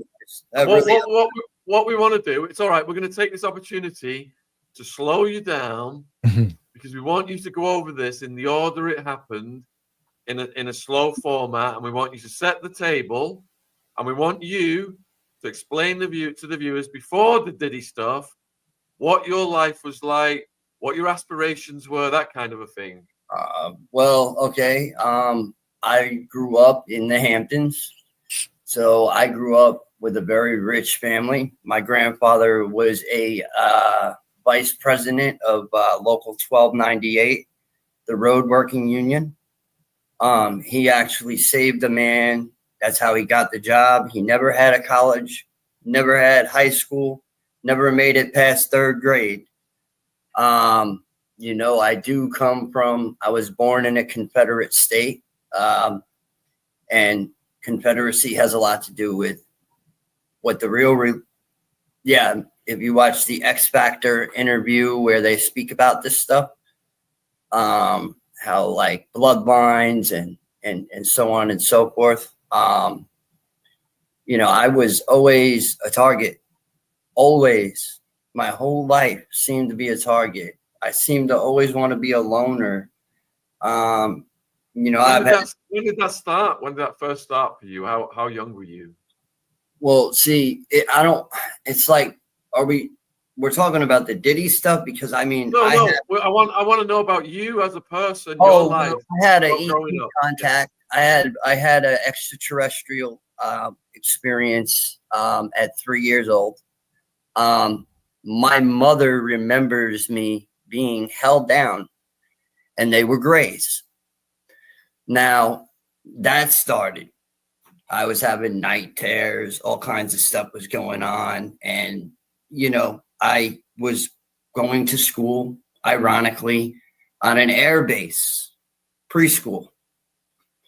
And, you know, there was some MKUltra stuff that took place. Yes, they took me underground. Yes, they questioned me. Yes, they programmed me.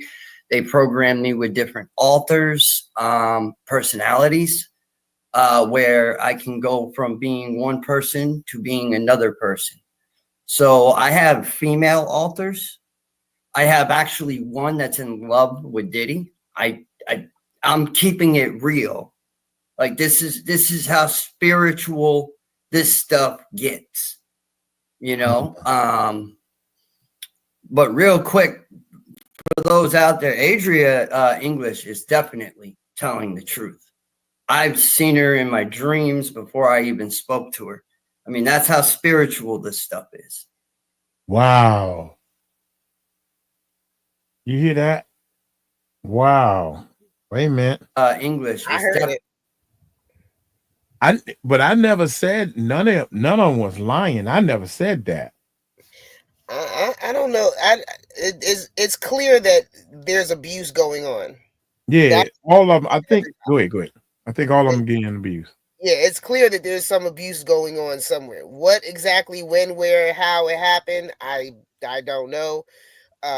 You know, was Adria around? I assume that she was around. She has a lot of details from the modeling aspect. So, right. I mean, it makes but sense. She has what the problem is, she has a different agenda on telling the reason why she's telling her story, and everybody can see through that. That's what the problem is. It's not that she's lying or telling the truth. Her and that other little girl, they have a different type of agenda for telling their story. Right. And I mean, it's their story to tell. They can use it whatever way they want to use it, but you know. But it ain't working out for them, poor thing. Yeah. Okay. Let's keep going. Definitely telling the truth. I've seen her in my dreams before I even spoke to her. I mean, that's how spiritual this stuff is. And I never seen her do any harm to anybody. All I seen was others touching her and you know, she was Diddy's entertainment for others. You understand? And she was abused. All right, let's go back to you, Rocko, before we get to this stuff. Let me just explain I just wanted to make that clear before I forgot it. Thank you. Let me just explain a few things to the viewers then. So Rocko, so far, I'm just going to summarize. He said he's from a wealthy family and he's gone through extreme childhood trauma. Now, some people are hip to MKUltra, some people are not hip to MKUltra. MKUltra came from the intelligence agencies. It was a program where they put young people in particular through extreme childhood trauma to manipulate their brains, to create alter personalities, to become assassins, or to do all kinds of things that they wouldn't even remember they had done. And this is documented. This is not something that's just out the clear blue. Bill Clinton. You look at Candace Owen. She's done loads on MKUltra. We had O'Neill on here, wrote about the Manson family and MKUltra. So let's hear from Rocko then, details of his childhood. Not too graphic, but if you could just give us an idea of what kind of things you went through MKUltra. Okay, a lot of people think that, you know, when something stops happening in an underground area such as Montauk, there are things that still happen in Montauk. There are still rituals going on. There are still, experiments going. People go missing all the time. If you look up Long Island, New York, Montauk, people go missing. There's unalives all the time. It's crazy. And there has been stories of people said that they have seen people abducted. I mean, literally abducted in front of their eyes. I can't make this up. I can't. It's the truth. It's the reality. What are your earliest memories? My earliest memories were, in these programs, what they would do is they would teach you different ways to doing different things. So if they wanted you to be a quote unquote assassin, they would train you with like taking an animal and an animal. So if you do that, or bringing you in a room, putting, a blickety on the table, having you pick it up, they pull the bag off the person's head and they tell you, just do it, meaning, And that's the type of stuff that they would do.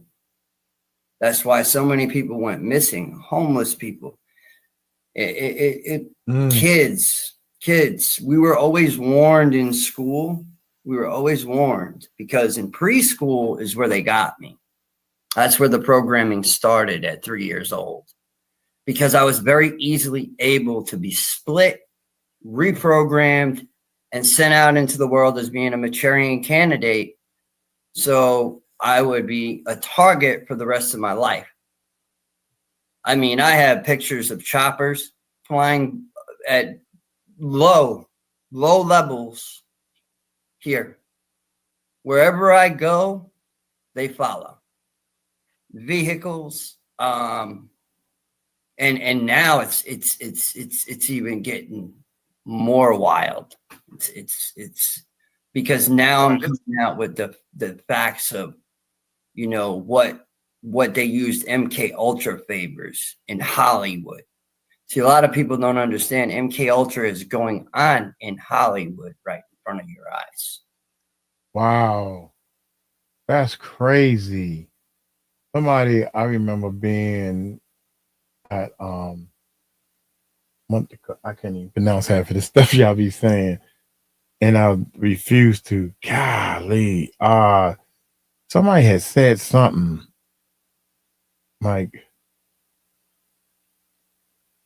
"Oh, Mike, I just watched Ali live an hour ago. It's quite intriguing." Okay. Hollywood is the main tool of the intelligence.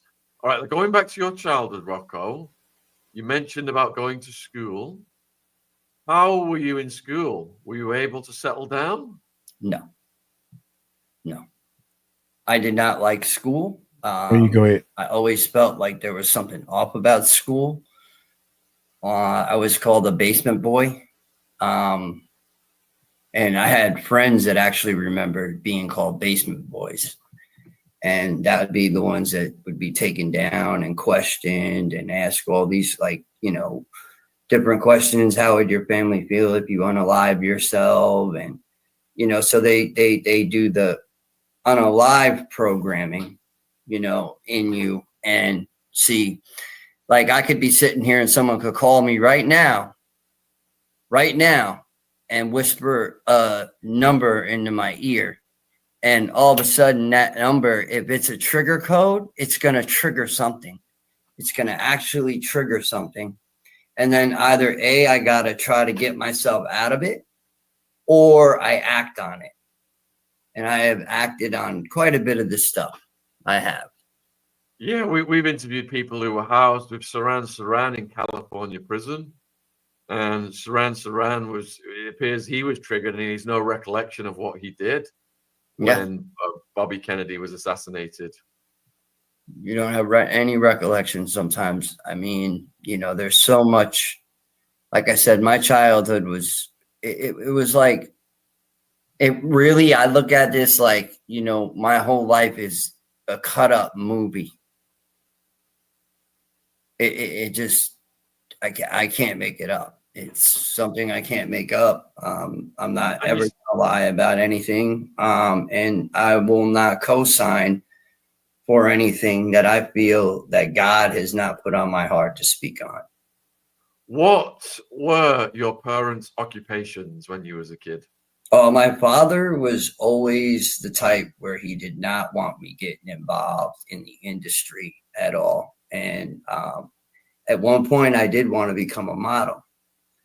Now, this was around 17 when the stuff started happening. I'm 37 now, so with Diddy.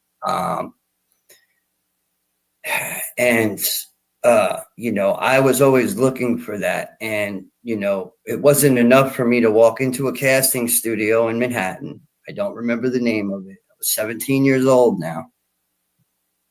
I went through foster care, but that's a whole nother, that's like, would be a whole episode and maybe more, because there's so many ins and outs, because unfortunately they were trying to traffic me out of the system, steal me from my mother, use me for a paycheck, which is a cash for kids. There's actually a video online that talks about that, and it happened in the state that I'm currently in. Yeah, I'm familiar. All right, let's go back, because you keep skipping over very important parts of your story. So your father and your mother, you said they were wealthy. Well, no, I was always the black sheep. We were the family was wealthy. Family was wealthy, yeah. It was like black sheep. I think it was because my mother did not want me to be baptized Catholic, and my family wanted me baptized Catholic. And my mom said, no, he needs to be able to choose his own religion or not. You know, if I don't want to believe, I don't want, you know, but I believe in God today. So that's the only thing that's kept me alive. Are you able to say where the wealth of your family came from? No, I'm not. Okay. I don't know, man. Run that. Stocks, bonds, horses. Probably came from, he said he came from a Confederate state, which probably means that his money came from something Slavery? that historically they're not proud of. Slavery? Something Building like slave that. boats? Probably. Like, I mean, okay, all right. I would say it. It ain't like you did it. Yeah, but family they're did it. proud of that. That's a stain on your family. But yeah, think about it though. What I'm saying is the family done cast you aside, calling you. He called himself the black sheep. So I'm gonna live up to that name. I'm gonna tell. Look here, my family used to do this. Now what? I'm the black sheep. Remember? That's how I would do it. I'm the black sheep. Remember? So I ain't a part of what they did. They got money, not me. And this how they got it. Man, get back. But see, that's what I'm saying. Okay, totally understand. And this is why we can't move ahead. That's what I'm thinking. It's kept me alive. Are you able to say where the wealth of your family came from? No, I'm not. Okay, totally understand. All right, so you know you're in this preschool, and I do understand. I'm like, if you say no, I would never push anybody. That's against my religion. That's against my morals. I'm never going to push anybody. I'm like, yo, man, I'm just going to break it down to you, tell you if it was me, because I will say F you in a minute. F the family. Y'all don't like me, F y'all. School situation then. And you've said it ended up where you ended up, foster care. Could you just fill in what happened in the years between, please? I have blocks of missing time. So there's a lot of blocks at that point. So I think they were actually taking me and using me. And, you know, they, like I said, they could use you and you don't even know that they're using you. You do something, you do the order and you just end up in your room and you're in front of your laptop or you're laying in your bed and you're like, how did I just get here? And I was just there. It's weird how it works. As I always say, it's like we live in a simulation. That's so crazy. As you're becoming a teenager then, what memories do you have as you're starting to become a teenager? Choosing the street life, skipping school, hanging out with the wrong crowds, really wanting to be involved in the industry somehow. But my father was the type of man where he was like, no. And my mother, no, they did not want that at all. But I pushed it. At what age was foster school? Well, foster care happened when I moved. When I moved, I got sent to live with my grandparents in New York. And I decided, okay, I'm going to go drink and party and take the car out for a ride. And I decided, I was young. So I was going on, I was 13 going on 14 almost. I got sent to live with my dad because I drove the car through the garage. And got out of the car and, my grandfather was at a union meeting, and when he got back, he said, you're going to live with your father. So I ended up getting sent here to the state of Missouri to live with my dad. It wasn't too long after that. My dad had a job working with a guy, this is what I'm saying. And I told him the night of when he was unalived. I told him the night of that, I said, I don't think it's a good idea you even go in there to pick up anything, go home and sleep. No. And I ended up walking into him laying on the floor, unalived. And I didn't believe he was gone for like almost 2 days, maybe 3 days. And here I was just placed into a foster care system. Now, I was told one thing. They told me that they were going to,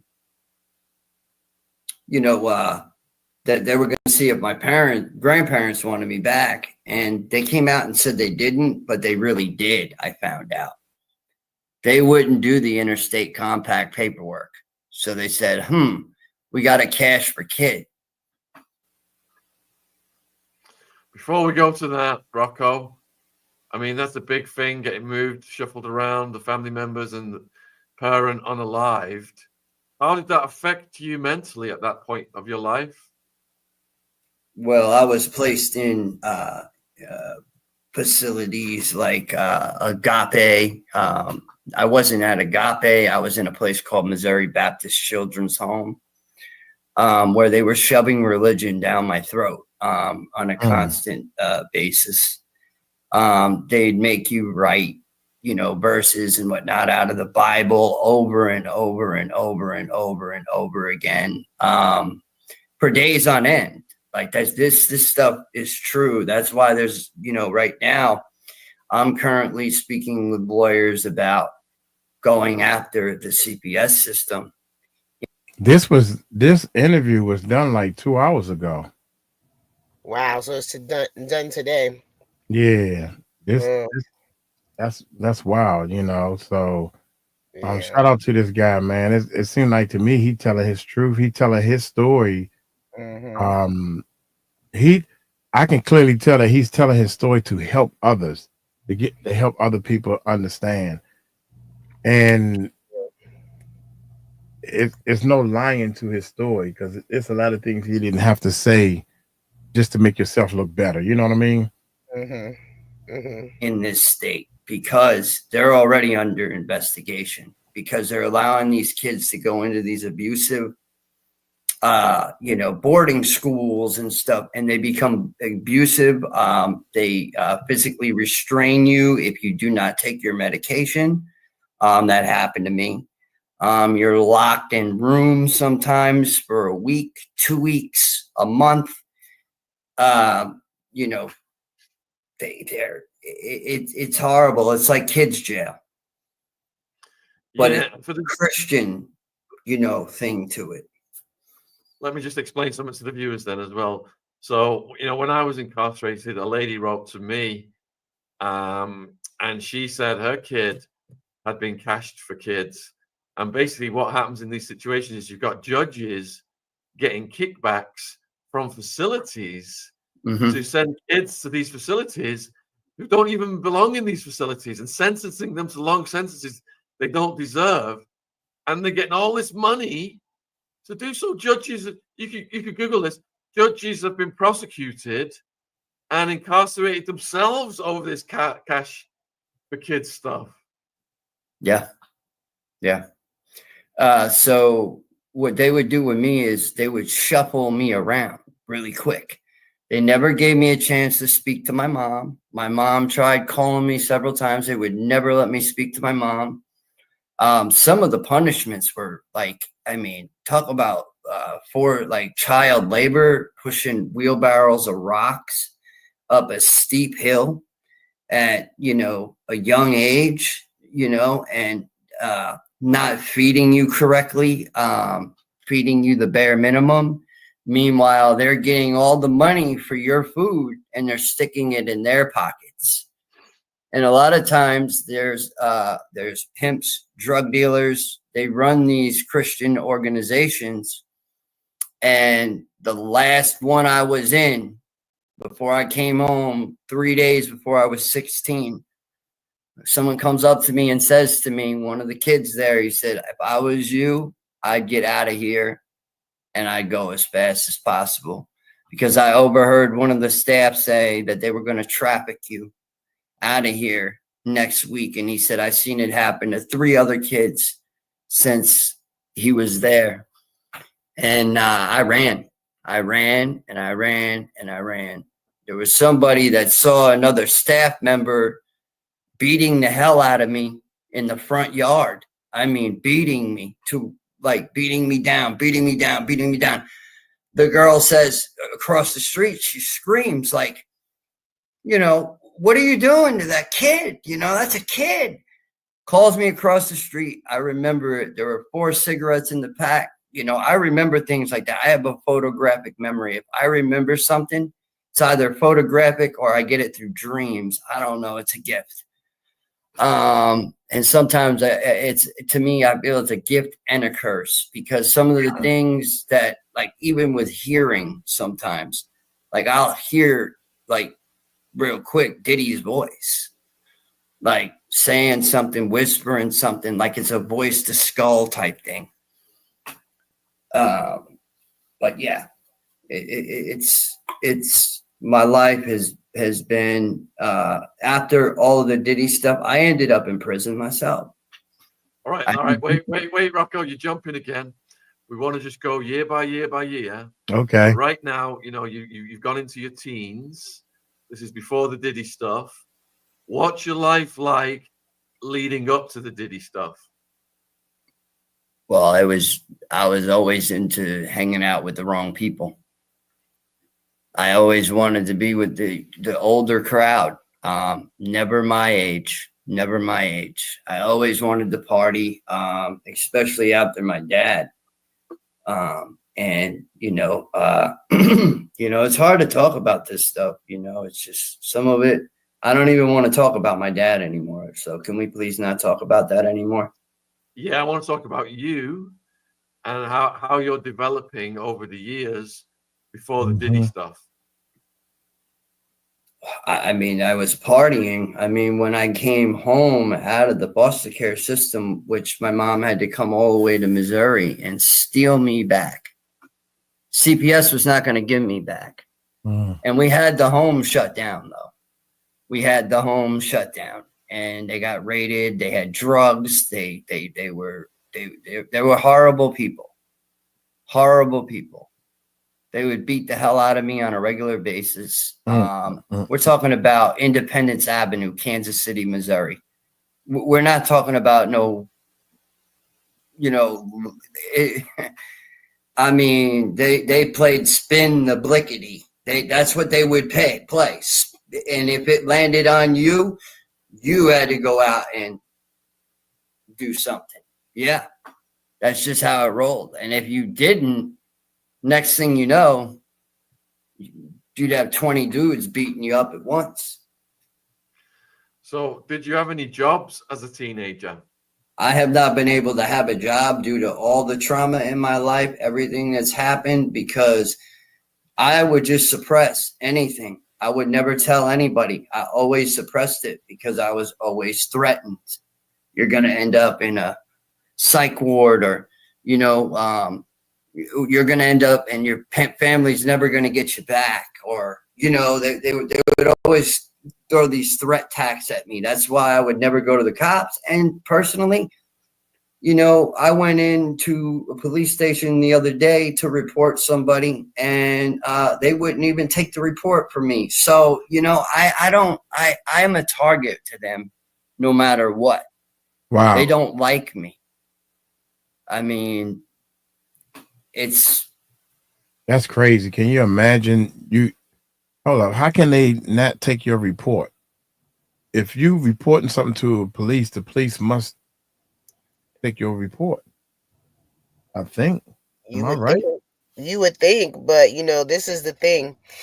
And this is why I said, I think before, he's giving vibes as if he's on drugs, right? I don't know if he's on drugs or if he's not, but he gives those vibes. So then when you have somebody come in that you feel like they're on drugs, they're not going to believe them. And I've said this before, like, people say, oh, well, this person was on drugs and this and that. So does that mean that they're not telling the truth? Does that mean they're not honest? Just because, like it doesn't make any sense, because you're going to believe Puffy and Mr. Right. Sean. We know they've been on drugs. So what you're saying, I'm thinking what you're saying is, if a police officer comes on the scene, they have a discrepancy to say if they're going to take your report or not. They have a bias. They could if you tripping, and even if you got priors, if somebody did something wrong to you, the police officer's job then is to observe and report. They got to write down, I think this person on drugs, but this is what he said happened. That is their job. But a lot of times people don't know how to advocate for themselves. So, once the policeman gives you pushback, people just kind of leave it alone. But you have to be able to advocate for yourself and then give them pushback. No. You need to do and continue to do that. And I need your supervisor, and I need your supervisor, because it's not as easy as, as they make us to think it is, because there's a lot of officers out there. They don't want the paperwork. They don't want to do the work. They don't believe you. They have, microaggressions or bias against people based on, what they see. They see people every day that do, crazy, weird stuff. So now they're desensitized. So you got to be able to advocate for yourself and really push and really know, like, if you don't do it, I'm going to your supervisor. If they don't do it, I'm going to their supervisor. I'm writing a letter to, the mayor. I'm writing a letter to the council people. Like, sometimes it gets that serious. Okay. Well, let's keep moving. There we go. That's crazy. He said, I target to them no matter what. They don't like me. I mean, it's, I was one of those ones that, I had to choose the streets to survive. Because at 17, I was basically, kicked out of my mom's house.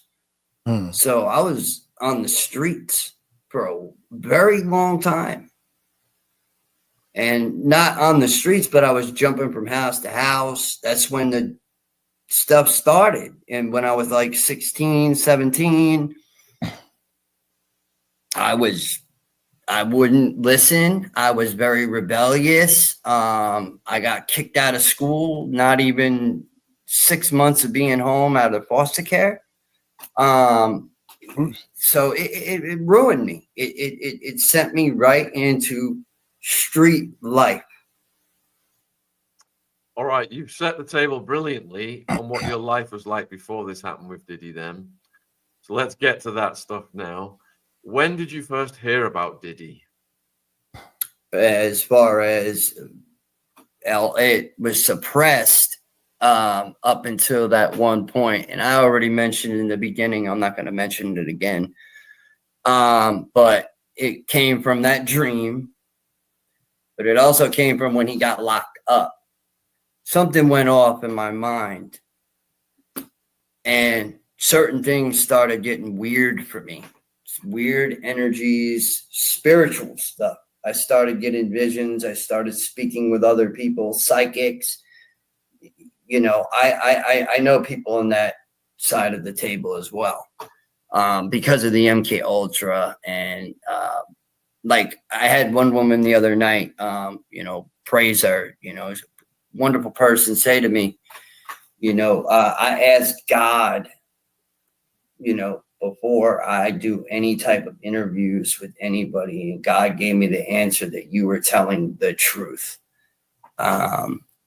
It's a sad truth.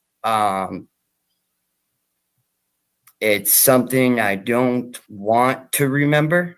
So there will be times that I can and will disassociate for a few seconds, or I might turn into 𝗟𝗓𝗓, which is an author of mine, which is in love with Diddy. It's bizarre. I don't know what that's about. But it messes with me. And it's hard for me to even say that, but that's the truth. But I was a club goer around 17. I started hitting the clubs, CPIs, you know, Bordy Barn in the Hamptons, the Star Room, where I walked out of the Star Room one night and a white SUV pulls up. I didn't know who it was. And I had, I think it was I believe it was 4 cigarettes in a pack. I go up to the, you know, out to smoke a cigarette, and I get lured over. Somebody comes up to me and says, there's a party up the street, and, you know, somebody wants to meet you. Wow. Ginger said that. Oh, yeah. Okay. I thought I was muted. She said the fact that Jaguar knew his name and called him out, and now he's doing interviews. Wow. That's crazy, man. That yeah, Sean is they pulling some vicious people for interviews and stuff. But how do you know Jaguar called his name? I would love for you to tell us that part. Yeah, you seen it in the interview, maybe? So of course, I'm already half hammered. So I end up going over, getting in the vehicle. Next thing you know, I'm handed that little vial and told, yeah, this is good. I take the shot of it. And it was like, I don't remember nothing other than waking up, and I was in a bed with 2 other guys were in that bed, and they were butt naked.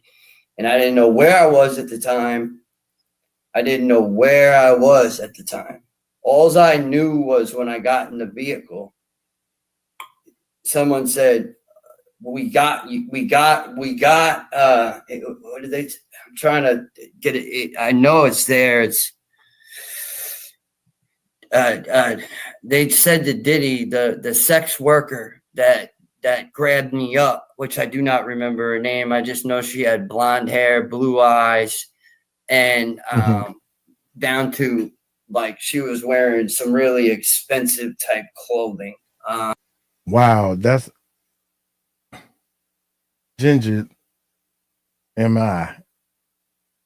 Wow, that's see. I keep going back to, and I call all this stuff the horse tranquilizer, or y'all call it something ultra, whatever it is. I keep going back to the fact that these drugs,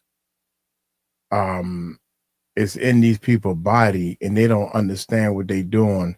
And now you're telling me, which I believe you. I'm not saying I don't believe you.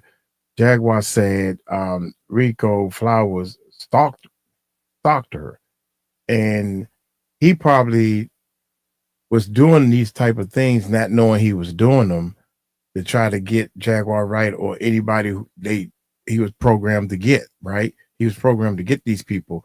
So what I'm finding out is I'm building up in my mind, how can somebody like R. Kelly, it's too much stuff. You're filming yourself using the bathroom on a girl that's underage, but you think you can't go to jail for that? But I think he was under the influence and under these drugs as well. Who would do that? You know what I'm saying? And I'm not surviving R. Kelly and they got me, because what happens is you get into this Illuminati and you get into this thing and you take all this stuff, and when they point you out to say you're about to go down, you going down, because they got so much stuff on you. So this is interesting, man, to actually to get this far into all this, man. I'm getting a little too deep in this stuff. So he stalked Jaguar because Jaguar had said his name, and now all of a sudden he out doing interviews, and it's not like Jaguar coached him to say all this stuff. That's crazy.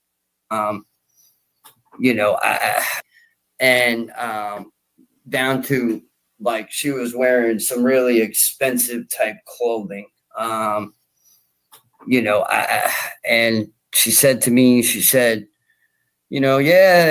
party, like I said, and I got in the vehicle, and all I remember hearing after I took the shot, "We got you a target, Diddy." So it became habit forming. Every summer I would go throughout the whole summer. So from that point on up until 2009, I have missing blocks of time. And it seems like right around the summertime. So that's when that was happening. In the summer, when he'd come out to his nice home in the Hamptons that, yes, does have tunnels underneath it. It does. And if it doesn't, they've been closed. They've been sealed off, closed, and nobody will find them. But they're there. They were there. Can't make this up. How long did this stuff go on for, Rocko? This went on till about 2008, where I ended up, I was in a really bad place. I had nowhere to go at the time. And I decided I had a drug habit at the time because, after all that trauma, I just really suppressed it. And then I ended up going to prison right after that. All right, let's go back to when this was happening then. At the very beginning, did you say that you saw Adria English? I did. And they would be lifting up her dress and the whole nine. It's true. I seen it with my own eyes. I had that prophetic dream the night before we actually spoke. And I knew it was real because I got this gut feeling inside of me. I got this gut feeling. And next thing you know, after I said it, I said black dress to her. And next thing you know, that pops up. And I'm like, wait a minute, something's interesting here. And it's like bright lights. And, in the dream, I remember it was like bright lighting. And, Diddy would be up there and he'd call out at a certain time, all kids, got to go. But not really. The kids were actually down in the basement getting ready for, the next go around. I'll tell you right now, Governor Cuomo. Yep. Oh, yeah. That's why he's quiet. That's why he's being quiet. Wow, that's crazy. Wow. What about people like Ali Carter, Jaguar Wright? Did you ever see any of those? I'm not going to say. Okay. So how did you manage to get out of this situation? Because it sounds like you were addicted, you were a young person, you were a traumatized person. Sounds like it's going to be very difficult to get out of. Oh, well, this is, I'm 37 now, and you changing, Stephanie? Are you switching the, my bad. Were you switching it? No, I thought you were. You want me to do it? Yeah, because I'm going to step out for a second. All right, I got Bathroom break. Sounds like it's going to be very difficult to get out of. Oh, well, this is, I'm 37 now, and it still has an impact on my life. After all this stuff had happened, I questioned my own sexuality for a very long time. I still do. Then dealing with that female altar was just, it's horrible sometimes when that comes out. Because the things I say, and it's just, it's bizarre. And I start to speak like a woman, and I start to act like a woman, and it's like, it gets so real that, you know, it's like people say there's levels to this spirituality. And, you know, there were a lot of rituals done too. Diddy definitely wanted to be, and still wants to be, the Antichrist. 100%. 100%. And that's why I believe a lot of MKUltra victims were also involved in these things. Did you ever come across Lamisha? I'm not going to speak on that. Okay. So you're in this situation, and as a young person, what made you stop going back, or did someone rescue you? How did you get out? I think it was because back right around 2008, that summer, I got locked up. And what were you doing the day you got locked up? I robbed the house, and you know, it was because I was one of those, just like I said, I was living on the streets, and you know, I needed to survive, and you know, it happened, and it was my own family members. But here's the other piece. My grandfather wanted me in a long-term treatment center, but guess what? The state decided that they could pick up charges less than 24 hours. And I was already on, you know, paper probation. So, you know, my life went to hell. It just went to hell. And then, you know, I was in prison from, you know, 2009 till I did 4 years altogether in state prison in New York. Were you in the county jail at first? I was in Riverhead County. Yes. What was that like going in there? I'll tell you, it was horrible. 1 day in jail is enough. 1 day in jail is enough. But it did become somewhat of a comfort zone, which was scary. Could you explain that? Once you understand what jail is like, it's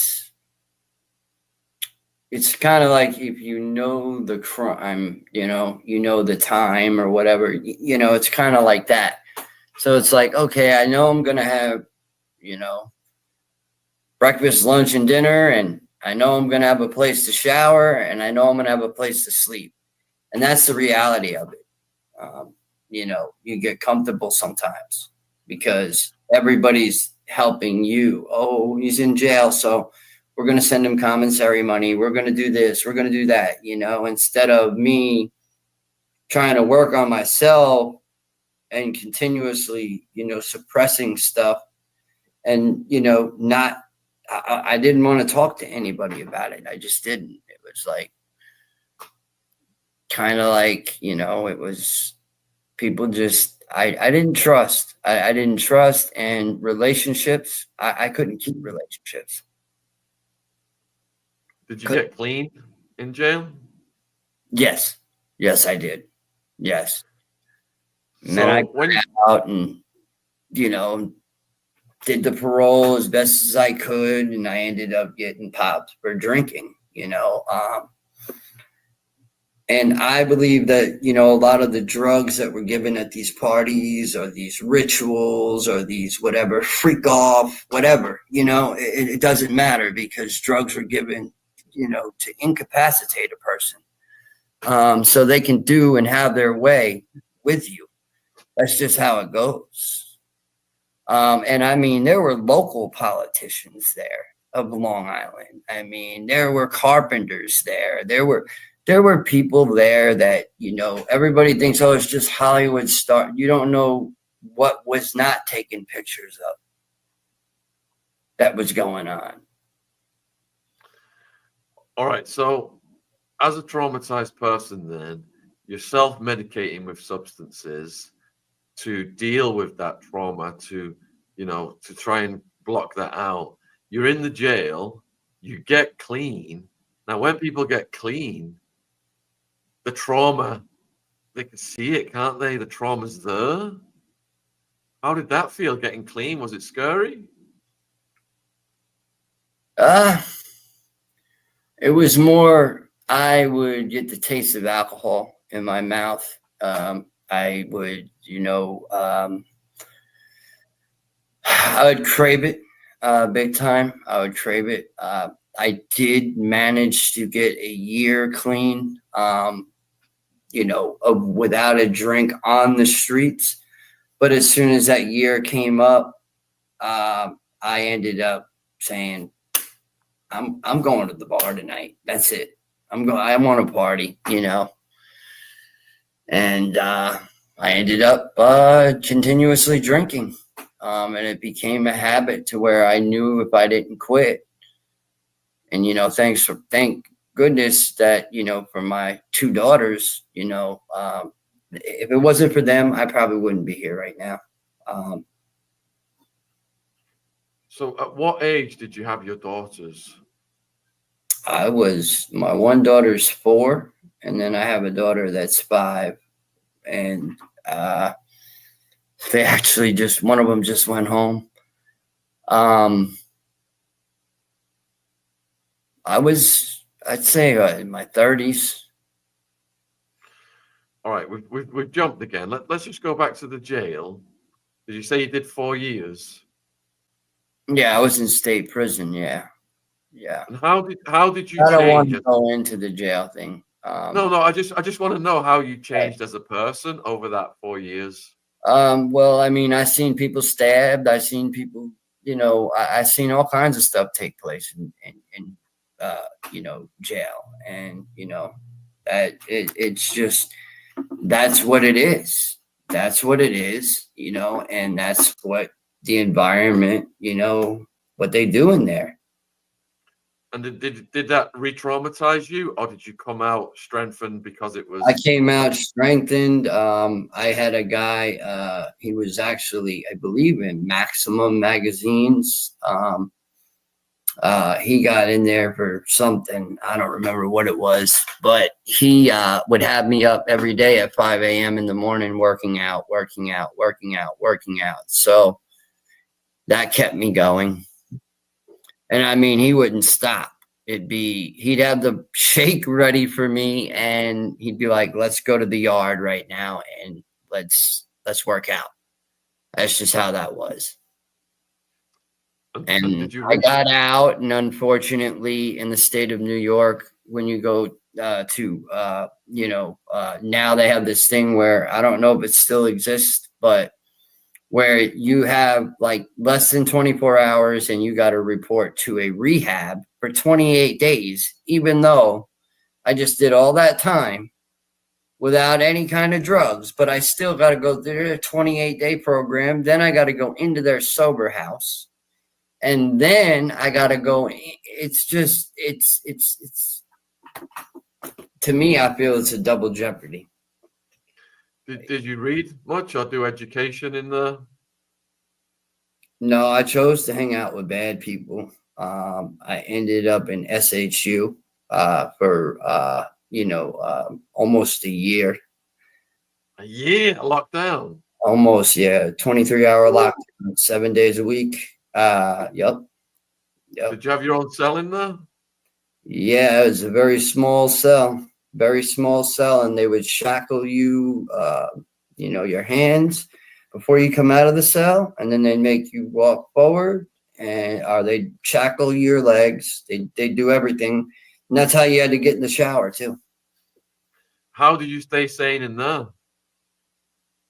It was a very, very, very, very hard process, but I trained my mind. Just doing, you know, push-ups, sit-ups, no reading for me, mainly sleeping. And then as you got closer to your release, what were your plans? Well, I had to go to that rehab for 28 days, and then I had to go to a sober house, and then I couldn't leave the sober house for another 30 days, and that had to be okayed. So there was really nothing, you know. I couldn't work because I had to go to program every single day of the week. It was even Saturdays. It was horrible. And did they like ask you to get a job and stuff?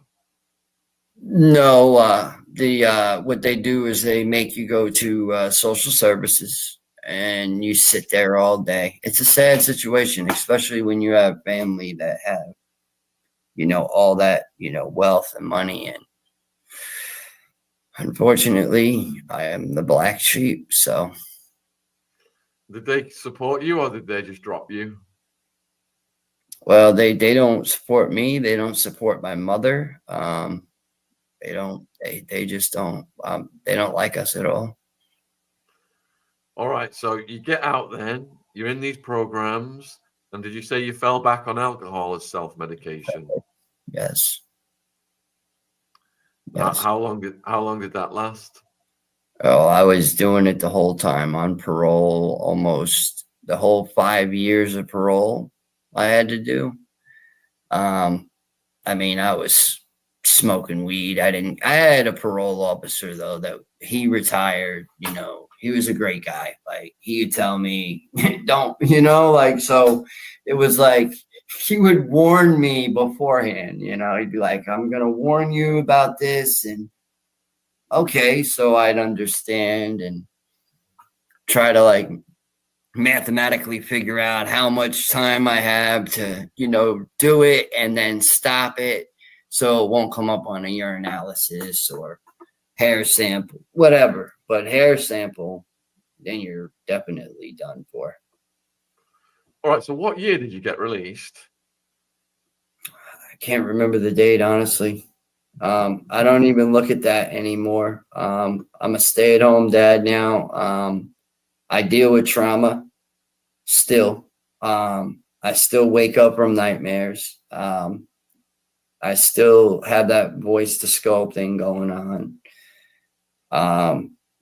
And, you know, I still question my sanity on a regular basis, but they say when you question your own sanity, you are sane. So there's some part of that you are sane. And that's why I said, you know, I can only go off of what I remember, and that's that.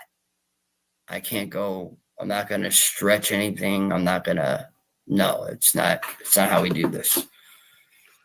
So when you start to see this Diddy stuff get in the news, how did that affect you? It just triggered me, and I ended up becoming very abusive towards my significant other. I became very abusive, like verbally.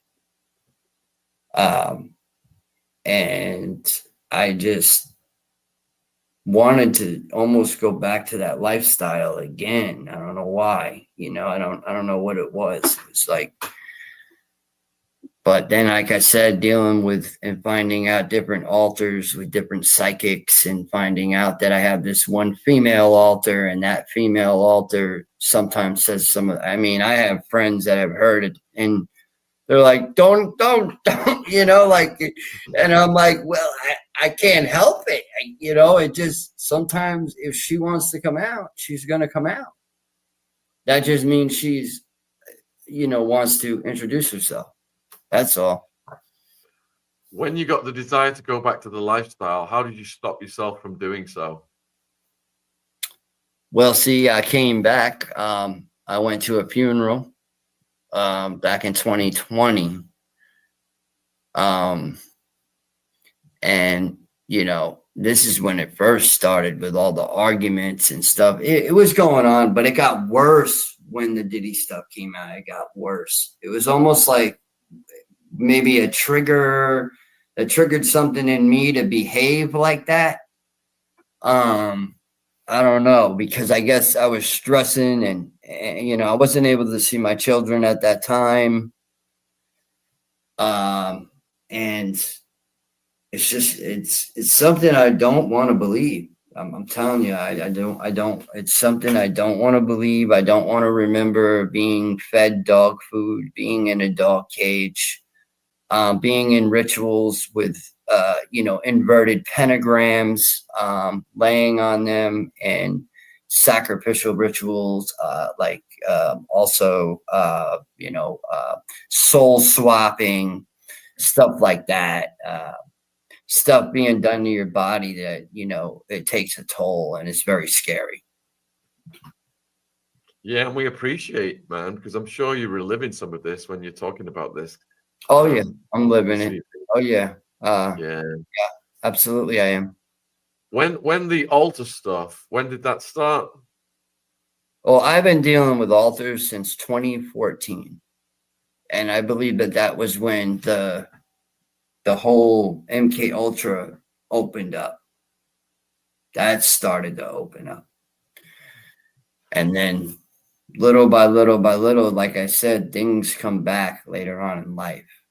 And it's, you wonder why you made all these poor decisions, you know, and I don't know why I kept going back to that club and, you know, re-entering that vehicle. You know, I don't know. I guess it was maybe, I'm not remembering, but, you know, yeah, there were definitely, Diddy would send sex workers into clubs, especially, you know, this club was right in East Hampton. It's no longer there, where his home is. Well, he ain't gonna be there anymore, that's for sure. No. So Mac Lee, one of the viewers, is asking, when this Diddy stuff hit the news, you know, did you go to the police about any of this? Once again, anytime I go to the police, I have problems. I have people on this internet right now that tried to step into my life, and I believe that they are paid oppositions. I definitely do, because they have stolen my identity. They have used my identity. They have made T-shirts. They have sent, you know, not my type of, you know, partner, meaning to my home off of websites. They've created Grindr accounts in my name. These people are very, very horrible people. And they know exactly who they are. And I'm not even going to put their name out there, but they know I'm coming for them. And, you know, I'm just going to make it clear for the audience. I am not a PDF file. That's number one. Number two, I do not know who the individual, we'll just say the Jane Doe, you know, say that I said something or whatever, and I'm going to unalive, and I mean, come on. No. And that's a huge, huge, huge allegation. And they just attach it. They attach that to anyone whose reputation they want to destroy, because they know even if they can't prove it, that it's gonna hang over that person. Cloud is gonna hang over that person. All right. So Angelique is asking, what is soul swapping? It's when your soul leaves your body, goes to another body, or you get their soul against you. I mean, you can have walk-ins. I mean, you know, that's what I mean. Spirits could just walk into your body, or when you're dealing with heavy duty witchcraft like that, you're dealing with some serious business that I warn people to just be careful. You know, be very careful with that, because I try not to astral project anymore, because it's not good for your body to do it all the time. It's not. Yeah. So you're getting asked then, if the police, you know, won't help you, are you still able to take legal action against Diddy? I'm gonna do whatever God's will is for me to do. And that's, you know, that. There's nothing else I can do, you know.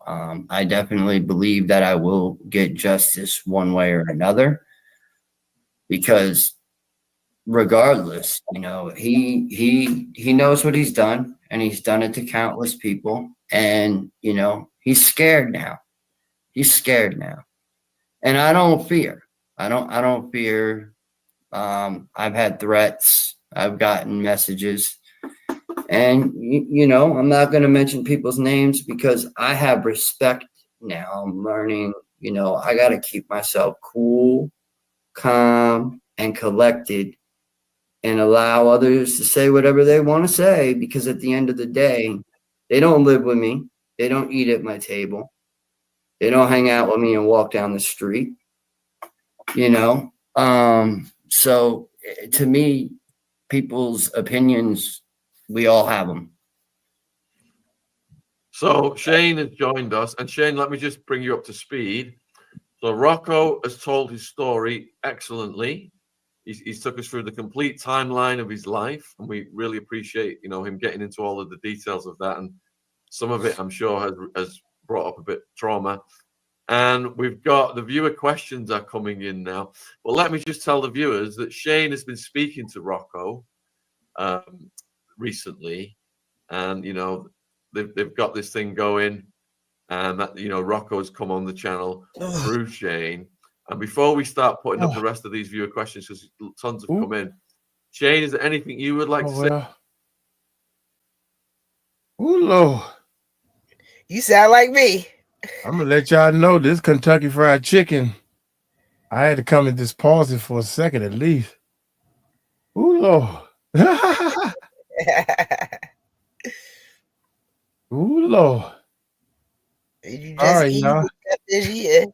Huh? You just got finished eating. You sound like you full. Yeah, okay. I just got finished eating. And that's okay. inhaling. I just finished exhaling. Kentucky Fried Chicken and ran through me, finger licking good. Oh, that's too. What do they say? TMI. Oh, Lord Jesus. I think 3 chickens came out instead of 1. Hey, y'all. Hey, Amy. Good God Almighty, boy. Do not ask to use my restroom. I'm going to let y'all know that. Here we go. Take the Rocko while we're alive. Yeah, one thing, he and I talked a little bit. We didn't really get too deep into it because I wanted to save everything for the show. And you may have already took the video down. What age did everything start when you ended up in the Diddy verse? The Diddy verse. Well, I mean, when I was about 17 years old, it started the summers, because I found out about Amy, the clubs and fake IDs. And I mean, at this time it was weird. I didn't understand why at the clubs they would like take our cell phones. Right. So when people ask, oh, why don't you have pictures? Well, my phone was missing. Yeah, and a lot of times, even in a nightclub or something like that, you're not going to think. A lot of people do leave their phones even in their cars and everything to just make sure they don't get stolen.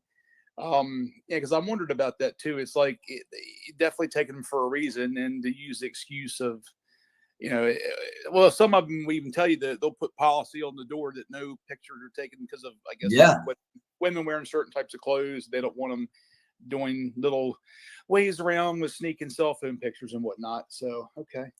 And the other thing I thought about too, did you guys get in talking about the tunnels that were in the Hamptons?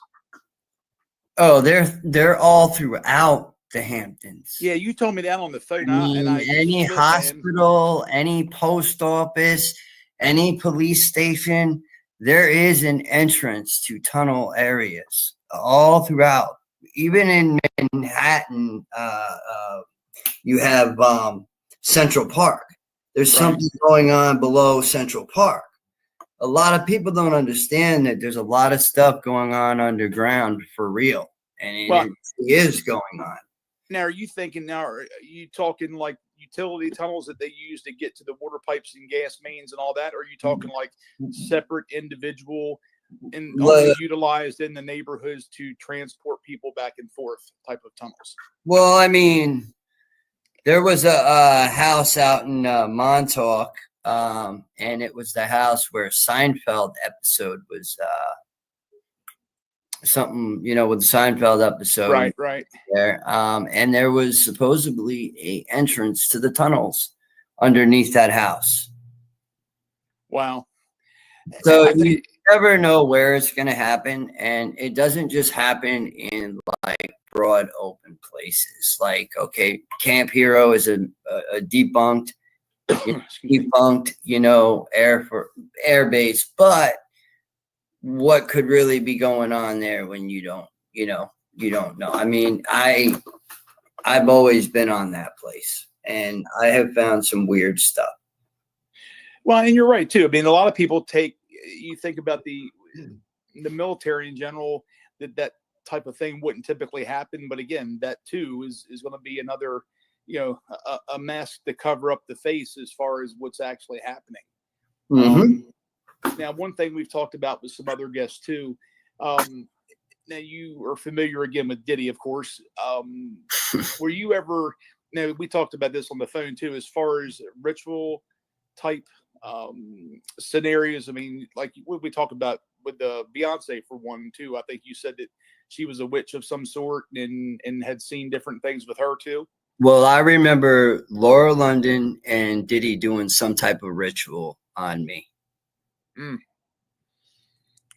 you get into that a little bit? Or no? I really can't right now. Okay.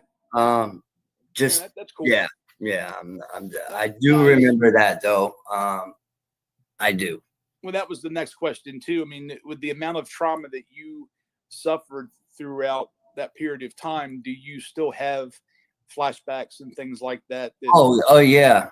Still to this day. Yeah, where sometimes I can't breathe, like all of a sudden out of nowhere, I feel like I'm being either choked, or I even have it where I feel in my bottom area, like I'll wake up sometimes and it'll feel like I was actually, Right. Yeah, but like you had been through it all over again. Yes. So psychosomatic. Yes, very much so. Psychosomatic trauma. Now, I don't know much about your family life, and I'm not going to go too deep into it. But one question: as far as when you were being mistreated by these people, was your family aware of it? Did you bring them into it to get help, or were you too worried that you couldn't do that? Well, Diddy had a thing with and all of his associates. And, sometimes it's like that Blair where the face is covered, but that's the mind control. That's on the MK Ultra side of things, right? Yeah. So there's those side effects too. Now, is that something that's brought on typically by medication, hypnosis, or how does that work? Well, I have done hypnosis, and honestly, I stopped doing hypnosis because it was giving me migraines, and it just wasn't beneficial for me, and it actually kind of traumatized me even more. See, I had a article I'd read in one of the science magazines a long time ago, and it stuck with me because I'd seen so many, your Dr. Phil TV shows, different Oprah shows, and all that do hypnosis on the air, but they never tell you. I mean, it's supposed to take you back so you can go through these memories, and it's supposed to help. But somebody who's been through trauma like you, it sounds like it literally just brought it right back to the surface and didn't give you a damn second's worth of freedom. Right, exactly. And it's like sometimes I'll have these bleed throughs, right? And then I'll go to pick the pen up, and because of the trauma of having to write all that stuff out when I was in the foster care system, I have a very hard time writing things down. Sounds like anything can trigger you, even on the smallest of levels. If it reminds you of any small circumstance when you were in their care, it just continues to berate you and beat up on you. Yes, yeah. Wow. It's and the other thing with Diddy is it's all a cult thing. A lot of it's a cult thing. You know, wow. Like witching hour is when I really have, you know, I still get spiritually attacked. And I probably will get threats after this show, I'm sure. So what, I mean, is it like a demon type scenario where you're approached in your sleep, or so I have had people ride up on me. I have people driving up, playing loud music, right in front of my windows. I have the same SUV. I've had, you know, people just show up to my house and, you know, leave letters that they own me and this and that. Like it can get very topsy-turvy. Gotcha. So we got a question from Madhead Jane. Says, happy 25, Rocko. Do you know anything about the cloning center? I don't. I honestly don't. I have been told by other people in other countries that they have seen a clone of me, which I believe every one of us have a clone. I definitely do. See, that's the only thing I think of. I can't think of there being two of me. I'm so good looking, it just blows my mind. So I can't imagine there being two clones that are that handsome of a fella. You know, I'm just kidding.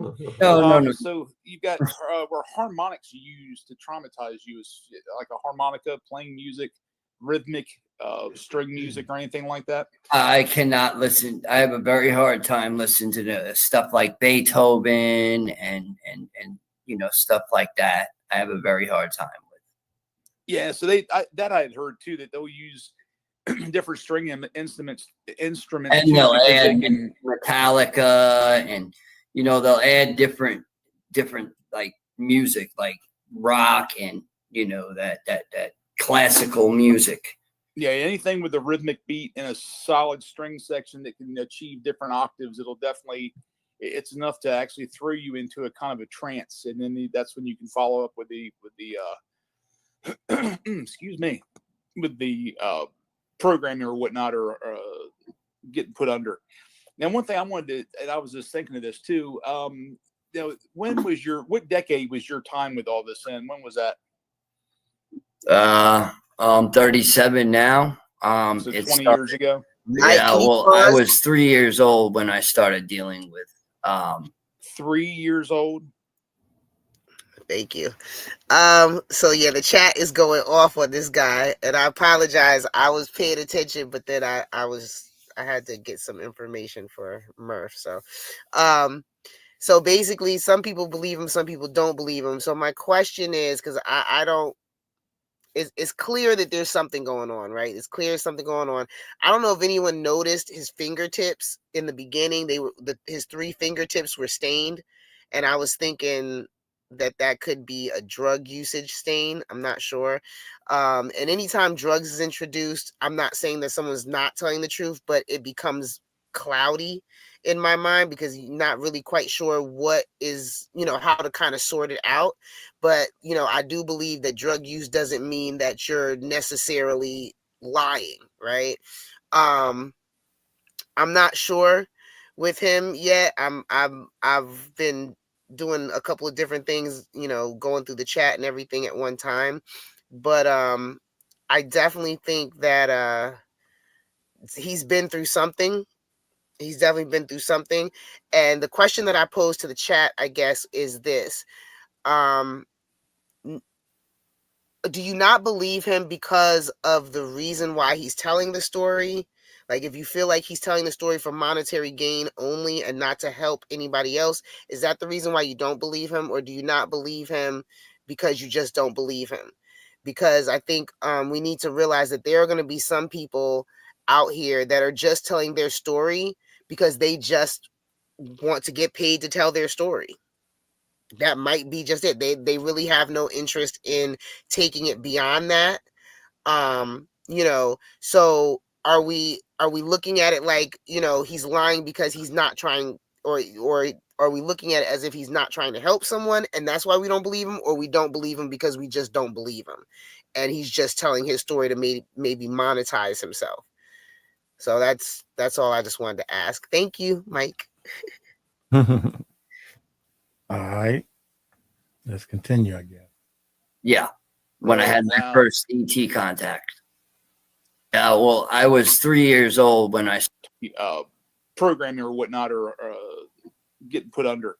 Now, one thing I wanted to, and I was just thinking of this too. You know, what decade was your time with all this in? When was that? I'm 37 now. So 20 years ago. Yeah. Well, I was 3 years old when I started dealing with. 3 years old. Yeah. When I had my first ET contact. So with that in mind, I mean, did you ever, or were you ever exposed to like the Bohemian Grove? I mean, those are the types of rituals that take place right out in Long Island. I mean, I'm telling you, if you do your research on Long Island, New York, you will find a lot of witchcraft and stuff that has gone on out there that is just out of this world.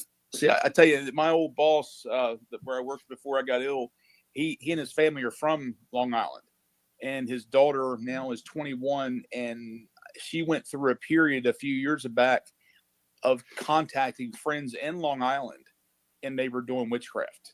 And she literally just changed from a straight A student, went to a Christian school, to all black clothes, just going crazy, listening to a certain kind of music. And then within a matter of months, she tried to hurt herself, and they got her therapy and everything, and she's back to her old self. But it was just amazing. My old boss was like, he said it was weeks. I mean, it was just like somebody had completely taken my daughter and given me back somebody different. Yeah. You know, so I mean, I know there's a lot of people think that could happen. So there's very possibility it could. So let's see what we got, guys. Scrolling looking for a question. My eyeball is small. So Adil is asking if Rocko finds, do you find speaking in public therapeutic?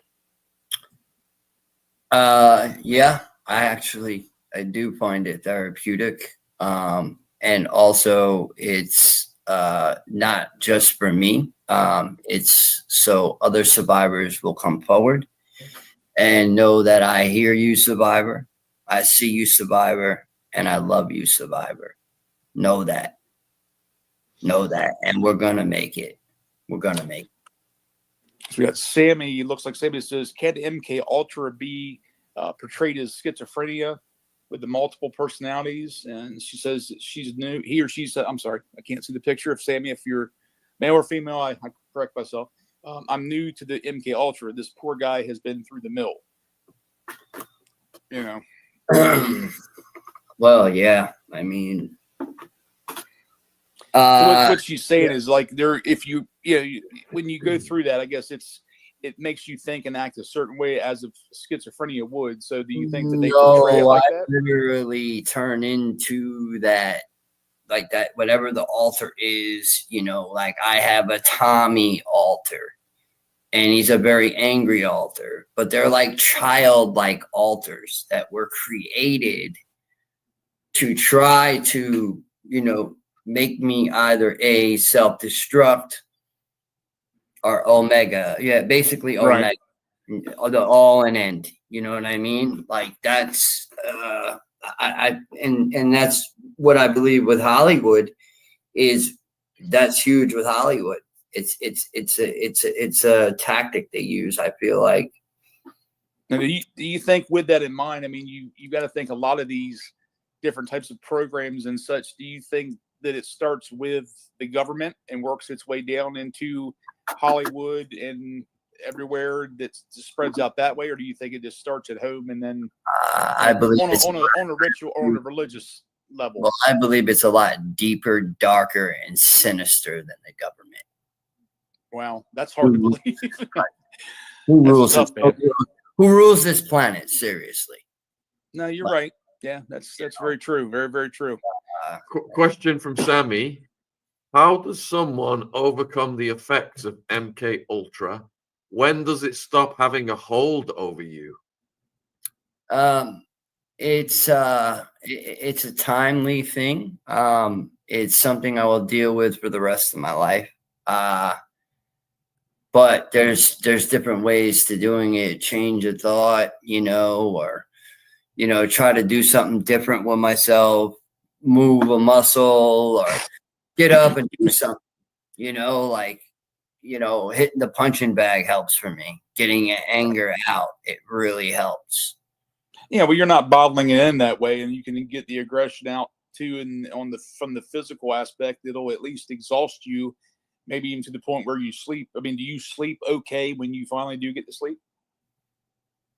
Yes, now a little bit. I mean, I still have nightmares, but since some real wonderful people have come into my life, and they've been praying, there's been a lot of protection. I must say, I've gotten a lot closer to God here lately because, I was straying away. I really was, and I was falling into a trap once again. They were trying to, they don't want me to speak. They definitely don't want me to speak at all. Like I said, I can go to the store and be wearing a certain color and somebody will start an argument with me. So it's no matter where you go, somebody's watching. It's also because I do a lot of research, and then, bam, when I start talking about it, I did a YouTube video a few years back, back around 2014 at Camp Hero. It was up on YouTube for 2 days and it was gone. They deleted it. Wow. That's crazy, man. I tell you, it's rough. That's for sure. You got a question from Pamela. Sorry, I was sorry. What would you like to do with your future, and are you getting help with your frequency? I see my future being bright. Utilize my trauma and turn my trauma in from a negative to a positive. And I want to help children. That's one thing I definitely want to do. I'm all about helping the kids. Because at the end of the day, it's not about me. It's about the children that are suffering right now. Amen to that. Amen. Well, Shoal is asking if you can spot immediately another MK Ultra survivor, and if you did spot another MK Ultra survivor, would you approach them? It depends on their energy. It depends on if it's a positive connection or it's a setup, because sometimes they will do that. They will try to send somebody at you. And I mean, it could just be some willy-nilly. And they're the type of people where they just pay money for anything, it don't matter. It doesn't matter at all. One question I had that was kind of lingering back here, James Burt asked, says, why haven't you sought out Busby, the victim's attorney? Well, actually, the weirdest part is I called Busby, and Busby said that I already had an attorney, not him himself, but one of the,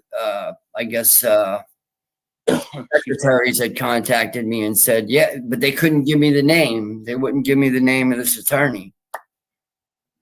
But wow, jeez. I'm not surprised though. I can't even get my medical records out of the foster care.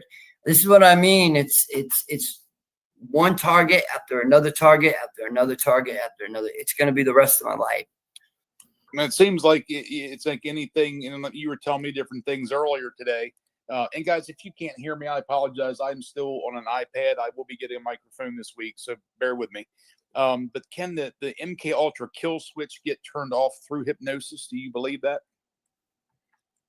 I don't know, because I never asked. Well, let me rephrase it to it might come across different this way. Say if you were triggered, if whatever mechanism they use to put you in, say, a hypnotic mode, the kill switch that basically turns it off. That's what they're referring to.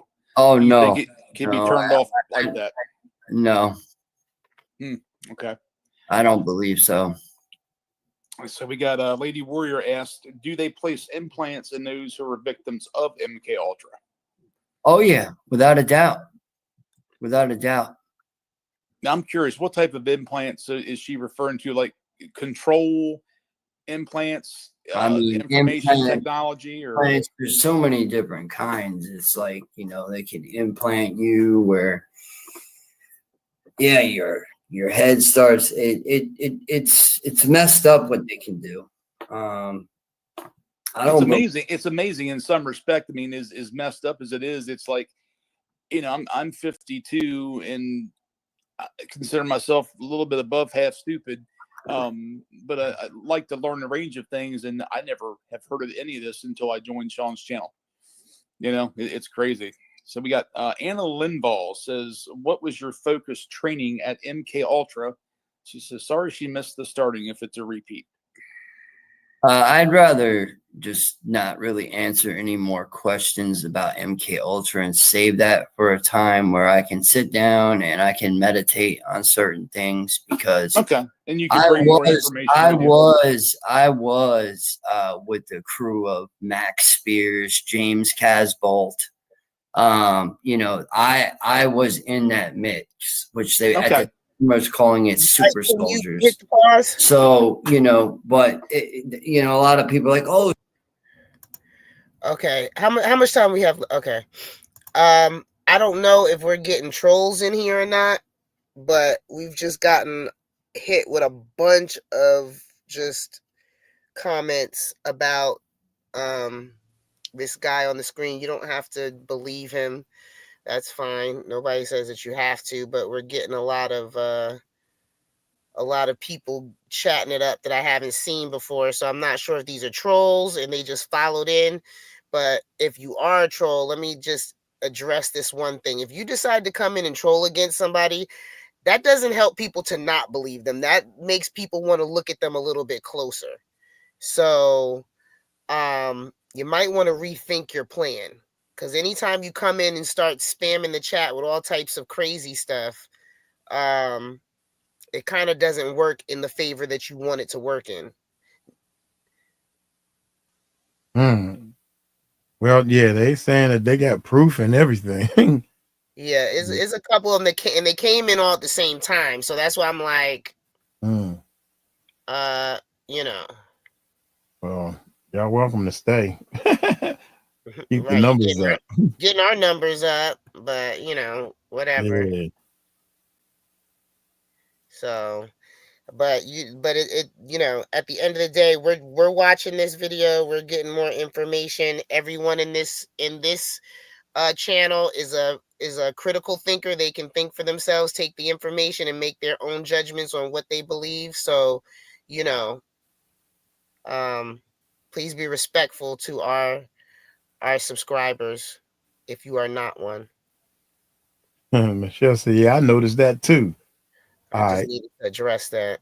Yeah, we just super soldier, that's cool. No, it's not cool, because what they try to get people to do to one another. But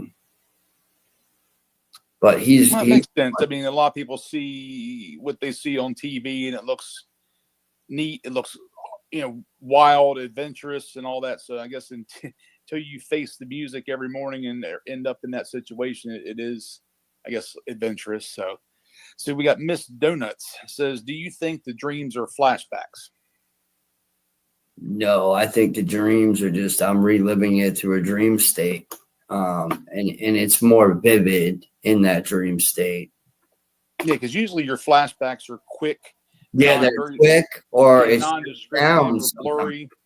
Right. So we got M13, I think this is MI13. Can you recall any positive experiences with angels or positive beings? Honestly, no, I can't. Yeah. No.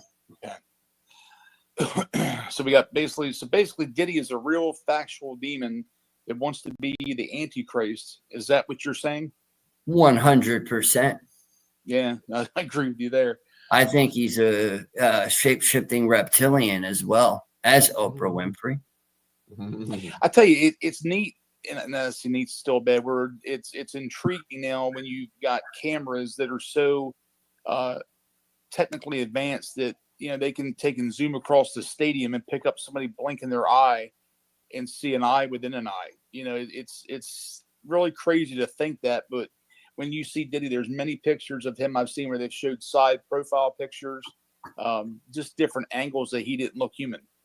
So Rocko, have you distanced yourself from those who were in your life with that lifestyle? I had to cut ties with everyone. Well, I have had quite a few. Well, we're all right. Everybody keeps saying, please check the proof. Where's the proof? How can we find the proof? I would love to know. Steph said she's going to look some stuff up. I know Donahue has looked some stuff up. I don't know if he's still in the chat, but he was looking some stuff up too. I mean, we're just putting the information out here. We're not taking anybody's side, but at the end of the day, everybody can critically think for themselves. That's what we expect for people to do. We're not trying to spoon feed anyone anything. So, right. Don't have to keep asking us to look it up. If they feel like they want to look it up, they'll look it up. If not, then it is what it is. You said what you need to say. You don't need to say search the name real fast. I'll look it up. It's just a wave came in here. So I'm watching the numbers and I'm watching the chat and I'm like, wait, what's going on here? Yeah. Hey, Diggy. It was very quiet in here for the pretty much most of it. So it's like, what? Yeah, we're not backing him up. We're just listening to his story. We're not backing him. Right. We're listening to what he has to say. Yeah. I don't like this picture. Yeah. Just search this name on YouTube. Okay. All right, here we go. Yeah. One of my friends, he was going through, trauma, and he unalived himself. Yeah, so I don't in New York, I don't think I even have any more friends in New York. Everybody I know, there might be a few out there, but I don't talk to people out there. I don't even like New York. I don't want nothing to do with it. It brought on all this trauma, not only there where I'm at as well, but it's much better for me here. Well, it's like, that would be akin to if you were involved in a unaliving, homicide or something like that, and you did it or you were part of it, and then you have to turn around and get up and go back there every day. Or you go back to the same house and live in the same house every day. So if you don't remove yourself from that environment, it's like you're never going to leave that dream. You're never going to get out of that situation. It's just going to encircle you forever, So, okay, says Sega Frog says, Rocko, are you able to cry sometimes, or does the pain seem stuck in you?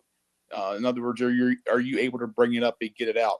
Says crying is normally a sign that you're making some progress through this very difficult time for yourself. So, in other words, are you able to let go, just boil down and just ball down? I do. Out of you? Oh, I do. I do. Yeah, sometimes if you don't, you'll blow up. Literally. I mean, it just suddenly comes. Like sometimes it hits you like a fist in the back of the head. Yeah, it could be a song. Sometimes it could be.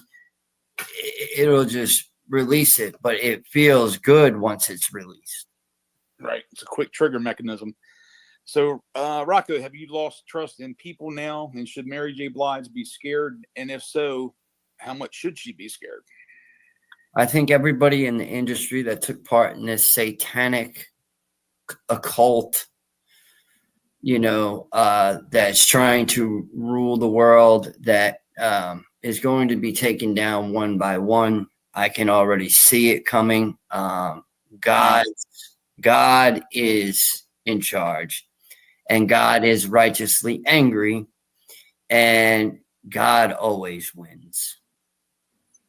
Nice. So we got Rocko. Is there any protection, spiritually or physical, that can be sent to the missing children in captive? And how are you, sweetheart? Sweetheart's from her, buddy. That's not me.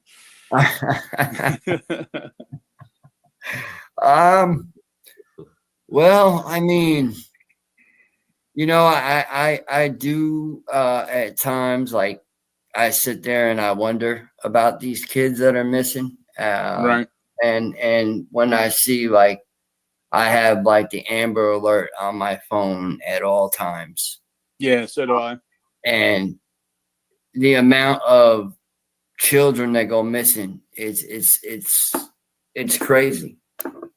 Yeah, I tell you where I am, it's not that bad. I mean, as far as like if you utilize the Amber Alert, which if you guys aren't familiar with the Amber Alert, to dumb it down, is basically an alert system through your public broadcasting system that if a child goes missing, they'll put it up on all the traffic billboards, over your cell phones, over the radio. When it hits everybody's phones in this area. And I don't know if it's nationwide or not, but it's an amazing system. And then the nicest part about it is they'll also send an alert back out when that child's been found.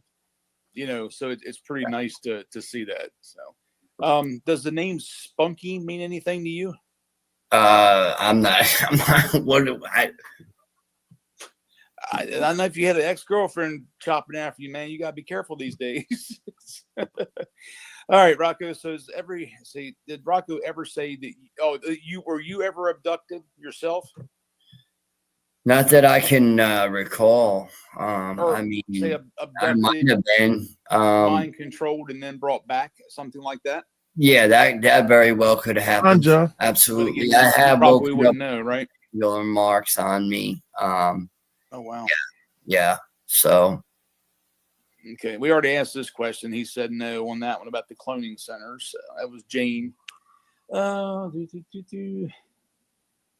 right. So, how did you discover, or did you, for one? I mean, I know you said you heard about them. Did you actually ever discover any tunnels where you were in the Hamptons? Come across them yourself? I was in those tunnels. Diddy brought me in those tunnels, and there were cages. So now you say cages. And Now, did they have dog cages, literal dog cages. So did they have? He was a sick, sadistic. The things he did is. Well, and like with the tunnels, I mean, I know they interconnect between the properties, but when you go down there in the underground pipes and things like that, did they have rooms that were cordoned off where they would keep the dog pens, or did they just leave them out in the tunnels like it was literally a dog? I remember them being out in the tunnels, like, wow. And it was horrible. And I cannot imagine if you've been through that. I really give you a lot of these. They didn't care. Like, they didn't care. It was just horrible. Treating you like a dog is what it amounts to. Yeah. Yep. Yep. Treat you, beat you, put you in a cage. Yep. I mean, that's wild. Let's see. Sarsar Pink says, do you think that your visualizing gift is a result of the ET interaction, and she is sending light and love to you? Or I'm sorry, love and light to you. So do you think the visualizing gift is a result of the ET interaction? It could be numerous things. It could have been my programming. And like I said, what I did mainly is I've started, like, deprogramming to me is a lifetime process. You got to deprogram all the time. So like when I deprogram, I turn the negative programming into a positive programming. Now, I missed a little bit of you earlier because I was doing some things, getting food out for dinner. Yes, sir, I have been stalked. Plenty of times I've been stalked. Absolutely. Well, what is visualizing anyway? I missed that part earlier. Well, like I visualize things, like I can see things before it actually happens. Okay, like predicting. Okay, I got you. Yeah, but you're actually, instead of it just being a thought in your mind, it's something you can. Yeah, I can see it. I can see wow. it. I can see it. Yeah. Okay. Well, our Welsh Gold says, "How do you personally trust or verify a safe person from a mole or a plant? How do you separate one from the other?"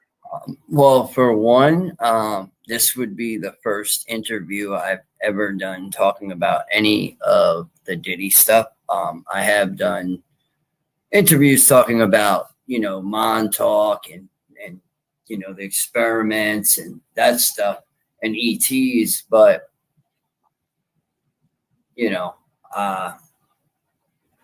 I'm just trying to, one step at a time with me. That's it, one step at a time. I mean, I tell you what, I mean, the length of time I've been working with Sean, it amazes me the amount of people that have a story, whether it be your type with the entertainer, Diddy, and then you've got the 𝗘𝐬ultra and how they're tying together with the Diddy victims. Your Bohemian Grove, and it's like you go on YouTube, there's so many people that have stories, and you get a few people between that they're not real. But like you, I mean, when you're rolling your story, man, it's like if you're not, then you're a damn good actor, No, I have no reason. Like I said, and you know what? I don't want. That's one thing. Like I always say, like the Diddy stuff, like having that altar that is in love with Diddy, and it's a female altar, and I'm a male, so and when it comes out, sometimes. Like my friend that came out the other day and it started talking about, I don't even want to go into it, but it's like, right. It was not good at all. It was not good at all. Alrighty. So, I'm sorry. Sophia O says, wasn't there some sort of shape-shifting creature created at Montauk? No, that was just some animal that was, that was, that could have washed up from Plum Island, which is near the Montauk area. I don't know, but I don't think it was anything alien-wise. Says, do you access nature more now? I try to as much as I can, but like living in a suburban town, there's not really that much. You get the individual tree through 3 blocks of concrete and asphalt. So we got any thoughts on viral reptilian aliens, or AKA demons? Vril, I may be saying that wrong. Yeah, I'm not. Reptilians, I said it before. I believe that a lot of these celebrities, politicians, I believe a lot of them are shape-shifting reptilians, for sure. Well, do you think they're one and the same? Do you think it's a reptilian is the same as a demon, or is it that we have 2 different creatures there? Oh, I mean, you could be demonically possessed. There's all different kinds of things. But a reptilian is different. It's when they literally turn in and shapeshift into like a lizard person. Yeah, I got you. So, yeah. So, Rocko, is there any way protection, spiritual or physical, can be sent to the miss? I think we did this one earlier too. Yeah, we did. Guys, and that's one thing we had talked about on one of the guests the other night, that ladies like Miss Azria and Miss Beverly, and we have several of them that do come into the chat. They're the ones that you will want to ask that question to, because they do it. And on some of her other streams, I mean, she's read me right out of the blue, different people. When things come to her, she will do her thing. So definitely, maybe go on Miss Bev's videos and leave a comment, and she may get back to you. But they could probably answer that better. So Right. So, Rocko, are you allowed to laugh anymore? And are there things in life that bring you joy now? Oh yeah, I had my two beautiful little girls. Like I said, there you go. That's you know, I'm a rich man. I have two girls. Congratulations. So, how old are they? 4 and 5. Oh man, they're good times. My son is fostering a 2 and a 3-year-old set of brothers, and it's fun, that's for sure. And of course, Sean's got this Zigster who's just hit her 1 year and 4-month mark. His son, little cute little guy. And Ron, the other host, you met him. He's got a daughter that's only the day before Christmas old. So pretty good year. It says, do you have support and a place that you feel safe to go? Oh, absolutely. Absolutely. Yeah, and that's one thing I was right when I read that too. I mean, throughout all this, were you ever put in a position where you had to basically stay on the run and hide, or were you secure enough in where you were staying at that you didn't have to keep running? Well, I was running from my own self for a very long time, not facing anything, not talking about it. So you were your own worst enemy at that time. At one point I was, yeah, instead of trying to get help. And, you know, I thought that everybody was, you know, I was way too friendly. And you may have said this earlier before I got back there, but what was the final straw? I mean, what finally brought you out of that whole predicament that you were in between being mistreated as a kid and teenager? I mean, because you were almost a man at that point. Towards the end, I mean, what finally brought you out of that? Did you remove yourself from that situation, or were the police involved? Or, I mean, and you can shorten it. I mean, really, how did you get out of the situation you were in? Pretty much like I just cut everybody off. So they didn't come after you? They didn't try to keep in Oh, touch no, with you? they tried to come after me. Okay. They got jumped, beat up several times. So it's almost like trying to be taken out of a gang, and that they always tell you never get out, you have to get beat out. So that's kind of correct. All right, gotcha. Okay.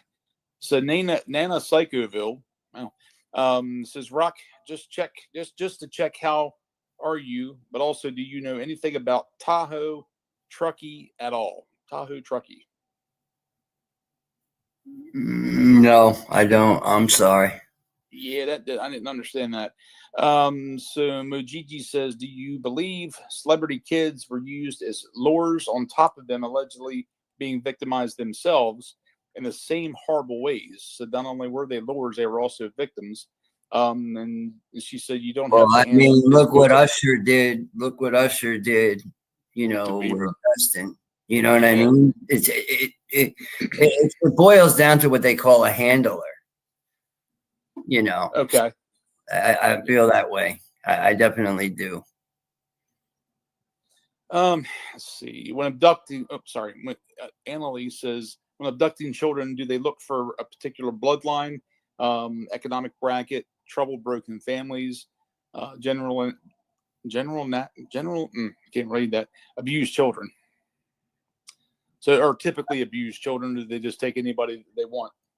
Generationally. Oh, generational. Yeah, generational. I couldn't use that word to save my tail. Yeah. It's generational. Okay. So you don't, I mean, really bloodlines don't have like family, relatives, ancestors, or anything like that? A light worker. I don't know if I want to call it a light worker, a warrior of Christ, though. Yeah, for sure. Now, what is a light worker? What's the definition of that? Oh, I never really researched that deep. Okay. So, Rocky, a lighthearted question. Do you skate and can you kickflip? Say strong, pal, we love you. I used to be able to skate. I used to skate, yeah. Yeah, I did. I used to be able to do kickflips. I say when I first saw you in here, I'm like, yeah, he's a skater or a punk rocker at some point. Excuse me. Natalie says, would you declare this prayer over yourself? In Jesus' name, rebuke any incubus demon and command it to the pit of hell. plead the blood of Jesus and declare freedom over your mind, body, spirit. Amen. Amen. Thank you very much for that. Yes. And, okay, Lady Warrior asked, do you plan on staying clean, moving forward, and then maybe in the future helping other victims through their trauma as well? Oh, absolutely. Absolutely. And as I learn things, I go by the each one, teach one thing. If I learn something that helps me and another survivor I'm speaking with might say, oh, well, you know, or a survivor of any type of trauma might ask me, and it might benefit. They might benefit from what I learned, so I teach them. That's a good point there. Rain Marie says, will you try to avoid the news when the Diddy trial happens this year? I can't really answer that. I've been informed by, you know. Right. Yeah. So yeah, guys, anything towards that, he can't answer at this point in time, with or without being involved at this minute. It's just by his advice of his attorney. So Samuel says, will you be testifying in court again, guys? Right now he can't answer on any involvement with that. So okay, Welshie Gold says, would you advise schools and children's services what to be wary of other than just the norm or just the usual, talking about MK Ultra? So I'm guessing if there's any involvement or if it's making its way into schools too. Oh, absolutely. Absolutely. Wow. The teachers, I mean, the guidance counselors, you know, they're looking, my thing is it's like they're trying to diagnose too much. Right. And quick to diagnose somebody with something that they really don't have. Okay. So we got, what are you currently getting any help now, mentally or physically at this point in time? Yes. I do have a psychiatrist. And you know, I have a therapist.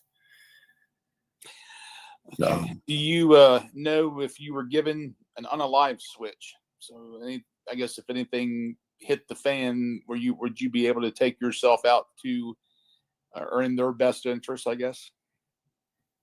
I would never give in to that. I mean, the thought is, you know, obviously, right. But it's reacting to the thought. What do I do? No, I'm not going to do that. What am I going to benefit from that? So in other words, they can plant the seed, but you still have enough control over yourself to make the final decision to act on. Well, deprogramming. Yeah. Yeah. Okay. See, Misinformation asked, please go on about the reptilians and viral. I didn't really talk about that, honestly. Okay. Yeah, we will save that for the next one, guys. There's too much with MK Ultra and stuff. I mean, the rabbit hole goes deep. It goes very, very, very deep. Gotcha. And all I can suggest is you got to be careful with the rabbit hole, because you could fall into the rabbit hole, and you know, like, that's why I'm not co-signing, you know, on anything. If somebody contacts me and says, well, I need you to co-sign for me, this, that, no. Yeah, anymore, there's too much risk doing any of that, you know? It's just crazy. It's not worth putting your name out for anybody, and it can tear you down. I tell you, I mean, you get different things that can happen where all of a sudden you've got a credit card being used in another state. Well, I had my identity stolen, you know, and some other things along with it. It's pretty horrible. Right. Well, what was up with the hearing test and the creative, intelligent kids? Oh, well, I remember hooked on phonics as a child. And I still have I get ear ringing sometimes. What does this say? What would you say to survivors if they are silent and suffering? That's a good question. Well, you know, it's easier said than done to get like what I'm doing right now. It's hard, you know, to talk about, you know, being a survivor of this type of stuff. especially being a male and, you know, understanding that other males had their way with you. And then the questioning your own, you know, sexuality and everything that comes with it. It's a timing thing. It's like you get piggybacked with trauma that stays on you the rest of your life, and you had absolutely were not at any fault for any of that. You know, it's Mike, horrible that you or anybody has had to go through that, or will ever have to go through that again. Cause and effect asked. I just wanted to read Debbie's comments. Y'all don't understand MK Ultra at all. This attack is exact reason other survivors never tell. Just to respond to you, Debbie, I think we had a wave of trolls that came in here. So I don't think that our family that's on the channel is really the ones that were pushing all this narrative. It seemed like the numbers went from 60 something to 80 something almost people at one time, and then as I can see, they went back down again. So I think they're gone. I had to bop a couple of them just because, I don't know what the intent was, but like someone else has said, we're here to listen and, with the intent on trying to help these children. So if this man can tell us something that can help these children, then fine. If not, whether anyone believes him or doesn't believe him, that's up to them. But I don't want you to feel attacked or anything. I just feel like we did have a wave of trolls that came in, and they were upsetting the chat, the side chat for a minute, but it looks like they're pretty much gone because it's kind of slowed down a little bit. So I see a couple that might still be here, but keep it copacetic and you'll be all right. Other than that, don't make me have to, bop you out of here. Right. If you think he a fraud, I mean, everybody was saying Misha's a fraud, and I'm not here for fraud or no fraud. I'm just listening to the stories and trying to get a understanding on how to help the kids. So I know one thing: if he's telling us somebody's story or whatever he's saying, I got some information from. Like we watched another video, and I said I never thought of that. So there's some things that he's saying, even though he might be a fraud or not. There's a lot of things he's saying that helping me, so to speak. So yeah, so he need a deprogram more than a deprogrammer more than a psychiatrist. All right, should we continue or you finish? You muted. We can go. We can keep going. That's all I wanted to say. I just didn't want Debbie to feel like somebody was attacking her. I don't think it was our family. I think it was just the people that came in. It looked to seem like most of them are gone. So but Debbie knows she got some problems. She can come see me, and we can handle it, girl. This is bringing one cat. Here we go. Rocko, are you able to support your family? And if so, is it something that keeps you safe? It's probably a good thing my kids don't live with me. They, like I said, this stuff caused me, I was supposed to get married, I believe it was last May. And, I started getting really hateful. That's when that started. And then we were going to work it out again. And then all this stuff came out, and that was it. Like, she was done. She was done. She was done. But we're friends now. Yeah, I mean, that's a good place to get to. I mean, even though you may go through hell in the beginning, if you could end up in a place that you're both at peace with each other, especially if you're raising a kid together, that makes all the difference, So Q says, question, I'm so confused. Will Diddy being in jail reveal something to the general population?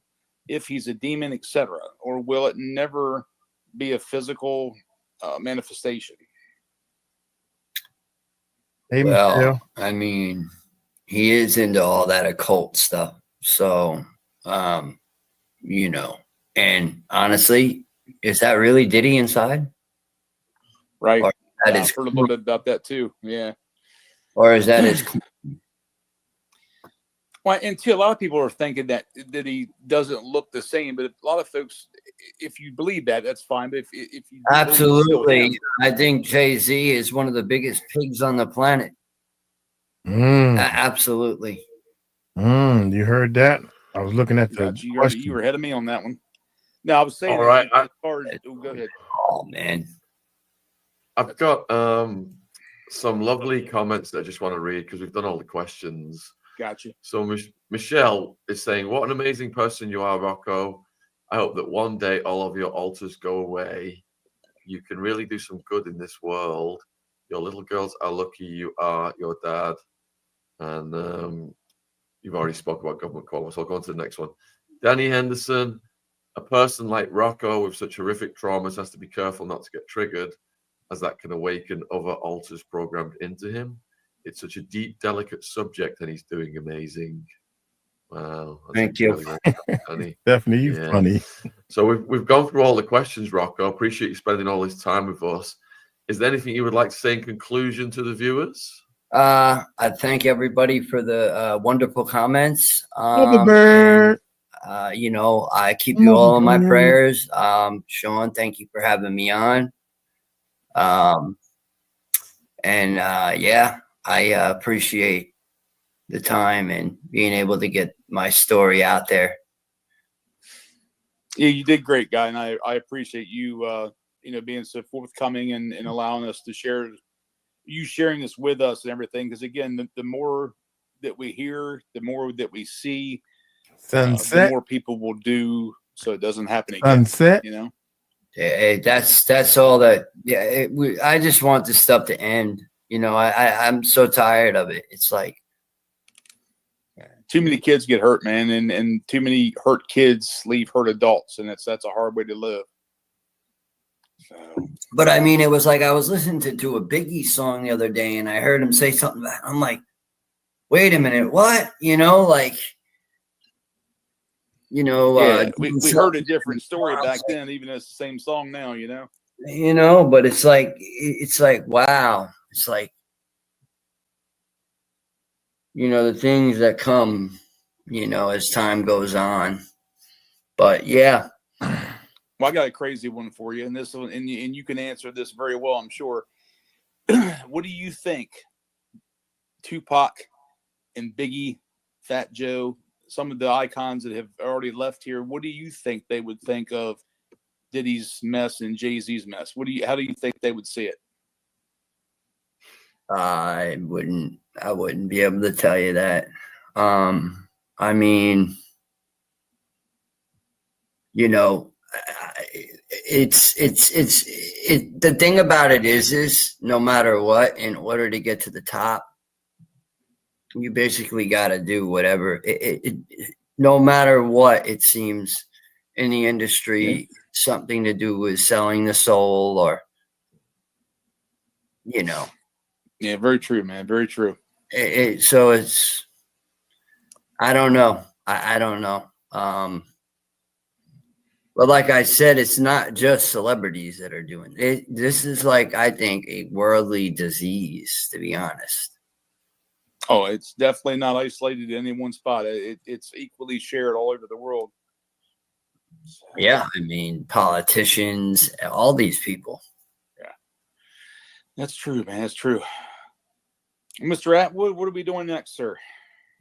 Yeah, so just Rocko, we salute your bravery speaking out, and you know, God bless you, brother, and with your girls and everything else, just spend that time in nature and with your family and positive influences on you, and you're gonna do great. What are you aware of the stream we have coming next, Sean? We'll let Rocko go, and then we can close the show and tell the viewers what we've got coming next. Okay. Right, Rocko, you take care, my friend. All right. See you guys later. See you, buddy. I'll All right, talk to you in a bit. Thank you. Thank you. Bye-bye. Bye. Bye. Wow, Rocko is as real as it gets, folks. You can just see the trauma on his face, his mannerisms, the way he phrases his sentences, and you can see he's just really been through it, and he's as real as it gets, and he just spoke straight from the heart. And in the next few days, I'll tell you what we've got coming up now. We have got Courtney Burgess on. Man, I can't wait to see what kind of numbers he get on Courtney Burgess. I don't even want to see no Courtney stuff. You know, where's Star? Y'all see Star? There she go. You's a shining star. Wow. Between Sean and like the rest of my chat, you know, some people are saying that they don't believe him. I was hoping that some of the people that y'all was calling trolls, like Shalom, Salma,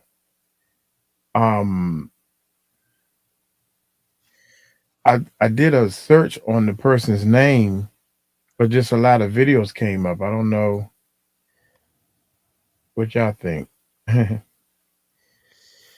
I mean, like I said, you know, there's clearly some type of trauma. Something has happened, whether everything is correct or everything is incorrect, you know, whether his intention is to just make money and tell this story to make money or to actually help the children. I mean, we're gathering as much information as we need to have. So, you know, if there was one piece of information that he gave that was true, then, you know, we gained something from it. That's the way I see it. You know, how he treats his children, or, you know, if his kids like him, or if he stays in his apartment and he never got married and women don't like him, that's none of our business. That's, you know, we're looking for these missing kids and these kids that are being abused. So, you know, it's clear that, you know, there is some type of substance abuse probably still going on.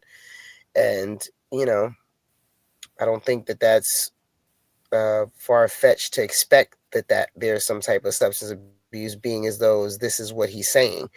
You know, it's if this is his story, it's his story to tell, and if he just wants to monetize it, that's his right to be able to monetize it and not help anybody else. If that's what he wants to do, if he wants to help, then, you know, by all means, like I said before, we don't have to like each other and we don't have to believe, you know, each other.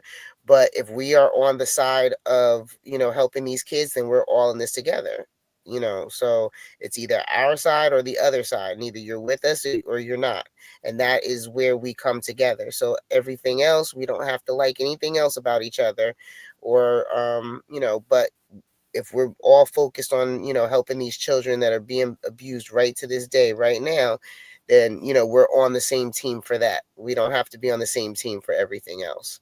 So I didn't get to focus really the way I wanted to, because I was doing a couple of things at once and going through the chat. But I just did recognize that a lot of people, there was a wave of people that just came in and just started, like, you know, and we have a pretty calm chat. So, you know, when it starts bouncing real heavy and there's a whole lot, it's like, okay, like, relax. We saw what you put up, but relax. We don't have to say it a million times.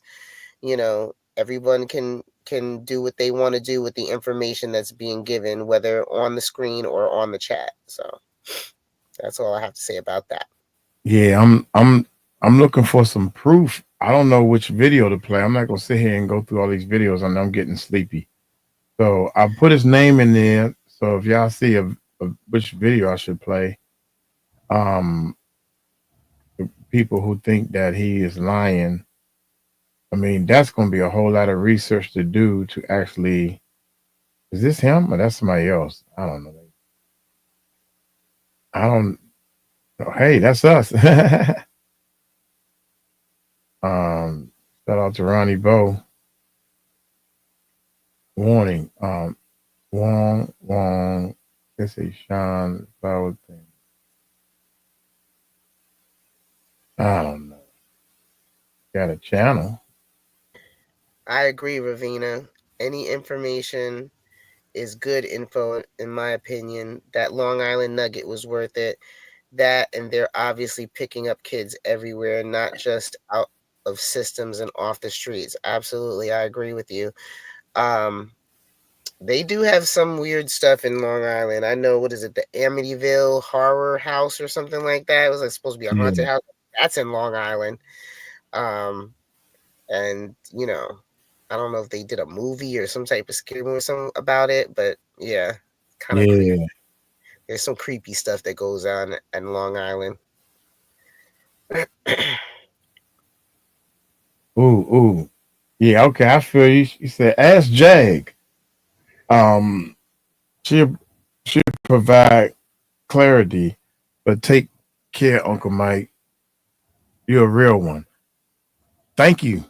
Thank you for letting me know that our team is real, but at the same time, when Ronnie Bo got locked up, Jaguar went after her after Ronnie Bo's high yellow girlfriend.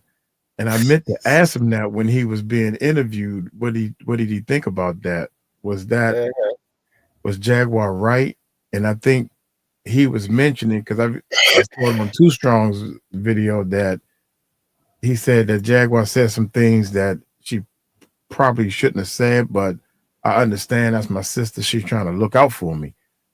But then he turned around and said that he kind of let some people go that was in the circle because somebody that he thought that he was down with was leaking some information or something, and I didn't get a full understanding of what he meant by that at all. So, man, it's hard being the equalizer and trying to keep things, you know what I'm saying?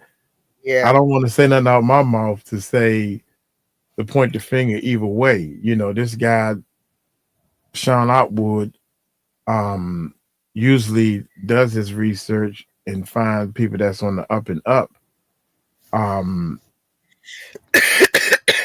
He can go against what Jaguar says, and let this guy tell his side of the story. You know what I'm saying? I don't know. You know, I don't even know the guy. You know, Sunset. Some people need to stop being so negative and stop approaching false victims. Appropriating false victims. Appropriating. Yeah, God dang. Mike need to go back to school. I'm gonna go to nice college. You know, but I don't know. Only thing I know, and if he's telling a different somebody's story, they start talking about them tunnels, man. And these tunnels is really bothering me because I never, just like Shane said, I ain't know none of this stuff. All this stuff is new to me. I mean, but tunnels are, I mean, the fact of the matter, people say, oh, there can't be tunnels here, there can't be tunnels there. Yes, tunnels go through water. The Lincoln Tunnel and the Holland Tunnel that go from New York to New Jersey, they go many feet underwater, and it's a full tunnel. We drive through it every day to go from New Jersey to New York and back again. So if those tunnels are real, why is it impossible for there to be tunnels anywhere else? Like, it's not, you know, it's not far-fetched. They've already done it. The question is, where are they? Where are they, you know, where are they opening out to? Where are they starting at? Because if you've ever gone through the Lincoln Tunnel or the Holland Tunnel, you'll see doors. There's actually I guess you would call it a sidewalk, and there's like a railing. So if you needed to, you know, people that work in the tunnel have to fix something, I guess you can walk down the whole tunnel. You can walk through the tunnel on the other side of the railing, and there are doors. Those doors go somewhere. You don't just open the door and the water comes in. So, you know, I mean, they literally go underwater through the water. So yeah.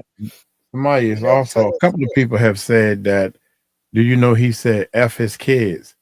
Again, if he said that, I mean, that could be the drugs, and he fighting, you know, demons, and he been through some, he need to talk to Murph. You know what I'm saying? Because he's been through some stuff. So I'm thinking that if he's saying stuff like F his kids, then I mean, think about it. What parent would say that unless they got some problems in their mind or their heart, you know? Wait a minute. I mean, at the end of the day, I don't know what he said. Like, we're not here for him. We're here for the information for the kids. We're not here to judge him on his personal life and what he's doing in his personal life. Like, that's a distraction from Right. where we're trying to stay focused. Right. Now, I mean, I understand that you feel sometimes people feel like they've been attacked, but it's not that you being attacked. It's what you said, and we're trying to explain to you how we feel, not only about what you said, about what's going on right now. This person, this is the first time we even mentioned. I went to the channel because of Sean Atwood, or whatever y'all want to call it. Y'all want to check this out right here? I don't know. These videos are so long. Prescribed an anxiety medication. I'm currently working on getting off of them. But in 2014, I started out on a heavy dose of clozapam. Feelings, surroundings, behavior, and Yeah, see, I mean, I'm burnt out, y'all. But I appreciate you, you know, what okay, I'm not good with this. Me and this mute. I am the new mic right now with this mute button. They are everywhere. I think Jamie talking about the tunnels. Yeah. Tunnels are everywhere. Other stuff. Dollar She got it. changed her name. I was like, you don't have to change your name. You are the Stephanie. Yeah, we're obviously informing our own opinions and learning. Yeah, we're learning. But I appreciate you. Is it Salma? Salma. Yeah. Salma, Great Dane.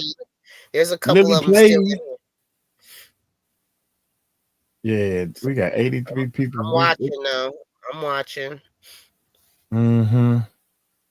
Great. Listen, Great Dane. I understand we don't come into attack. We came to inform. Right. I would love for a video. Somebody put up a video, but I'm so tired, man. I think I'm gonna go to bed. I did a quarter of this editing and I got 75% to go. And I think it's gonna get easier because I started getting into a flow. Bars, I got bars, cuz you know. I thought I did 4 videos. I uploaded 6 videos. And then I got to go through these videos and start doing some of the videos we already did on the new channel. I'm hoping that some people that's on the new channel may not be subscribed to the main channel because they more younger generation in hip hop and stuff. You want to keep going by yourself? Well, you can't do nothing unless you share your own screen. We can shut it down because I gotta get myself back to I've been Uncle off Mike. anyway. Oh, I want to see this, and I don't think they bad trolls, Uncle Mike. No, but it's just rude. Don't come in here being rude. You about the tunnels in LA. The debriefing room. I like that name. Yeah, we checked out, and I apologize, man, because so many people sending me so many videos. And I guess we're trying to pick the videos that's I'm more concerned about bringing these numbers up. Our numbers on our channels is falling. And Tahir keeps saying, don't worry about the numbers. I ain't worried about the numbers because it's the holidays. But once the holidays kick off, everybody's going to go back to watching YouTube. Like today, everybody's off today. So our numbers low as heck. Steph says she's going to come back with some more information. So yeah, okay, Steph. That'll work. Definitely. We love you too, Jamie. I love y'all so much. Where's Jamie? What Jamie talking about? What Jamie at? With her cute self. Thanks, Steph. There you go. No problem, Jamie. We Yeah, love we're you, not in Steph and we're Mike. not in here to attack anybody. We're just here to get information and be respectful to each other. Well, Like, don't be rude. I'm about to attack Jamie. We love you, Mike and Steph. My name come first. You know I'm just serious. Nah. Like Mike's Most name does definitely. go first. He's number one. He's Nah, number one. shoot. Nah, you He's number number one one. because you number one because you a Number female. one. I give you number one. How about that? Yeah. Mother Bird. Mother Bird, did you bring a note? Peace and love to all chat and Mike and Steph. See, Mother Bird know what time it is. Now I'm just playing. Good night, y'all. Good night. Yeah. Good night, Good Cassandra. night, Cassandra, did you I thought I saw you talking to Valerie. So I hope Yeah. you and Valerie hooked up to get that together. Wow, troll tonight. Yeah, we got they not trolls. I don't want to call them trolls. They informers. Better be glad Murph wasn't in here, boy. He'd have Yeah. been bopping them all. Oh, you gave up don't give up on me. Send me a Kia. Don't give up on me. He said I gave up trying to send you. Send the email. Linda sent 2 more emails. Oh no, I did that one.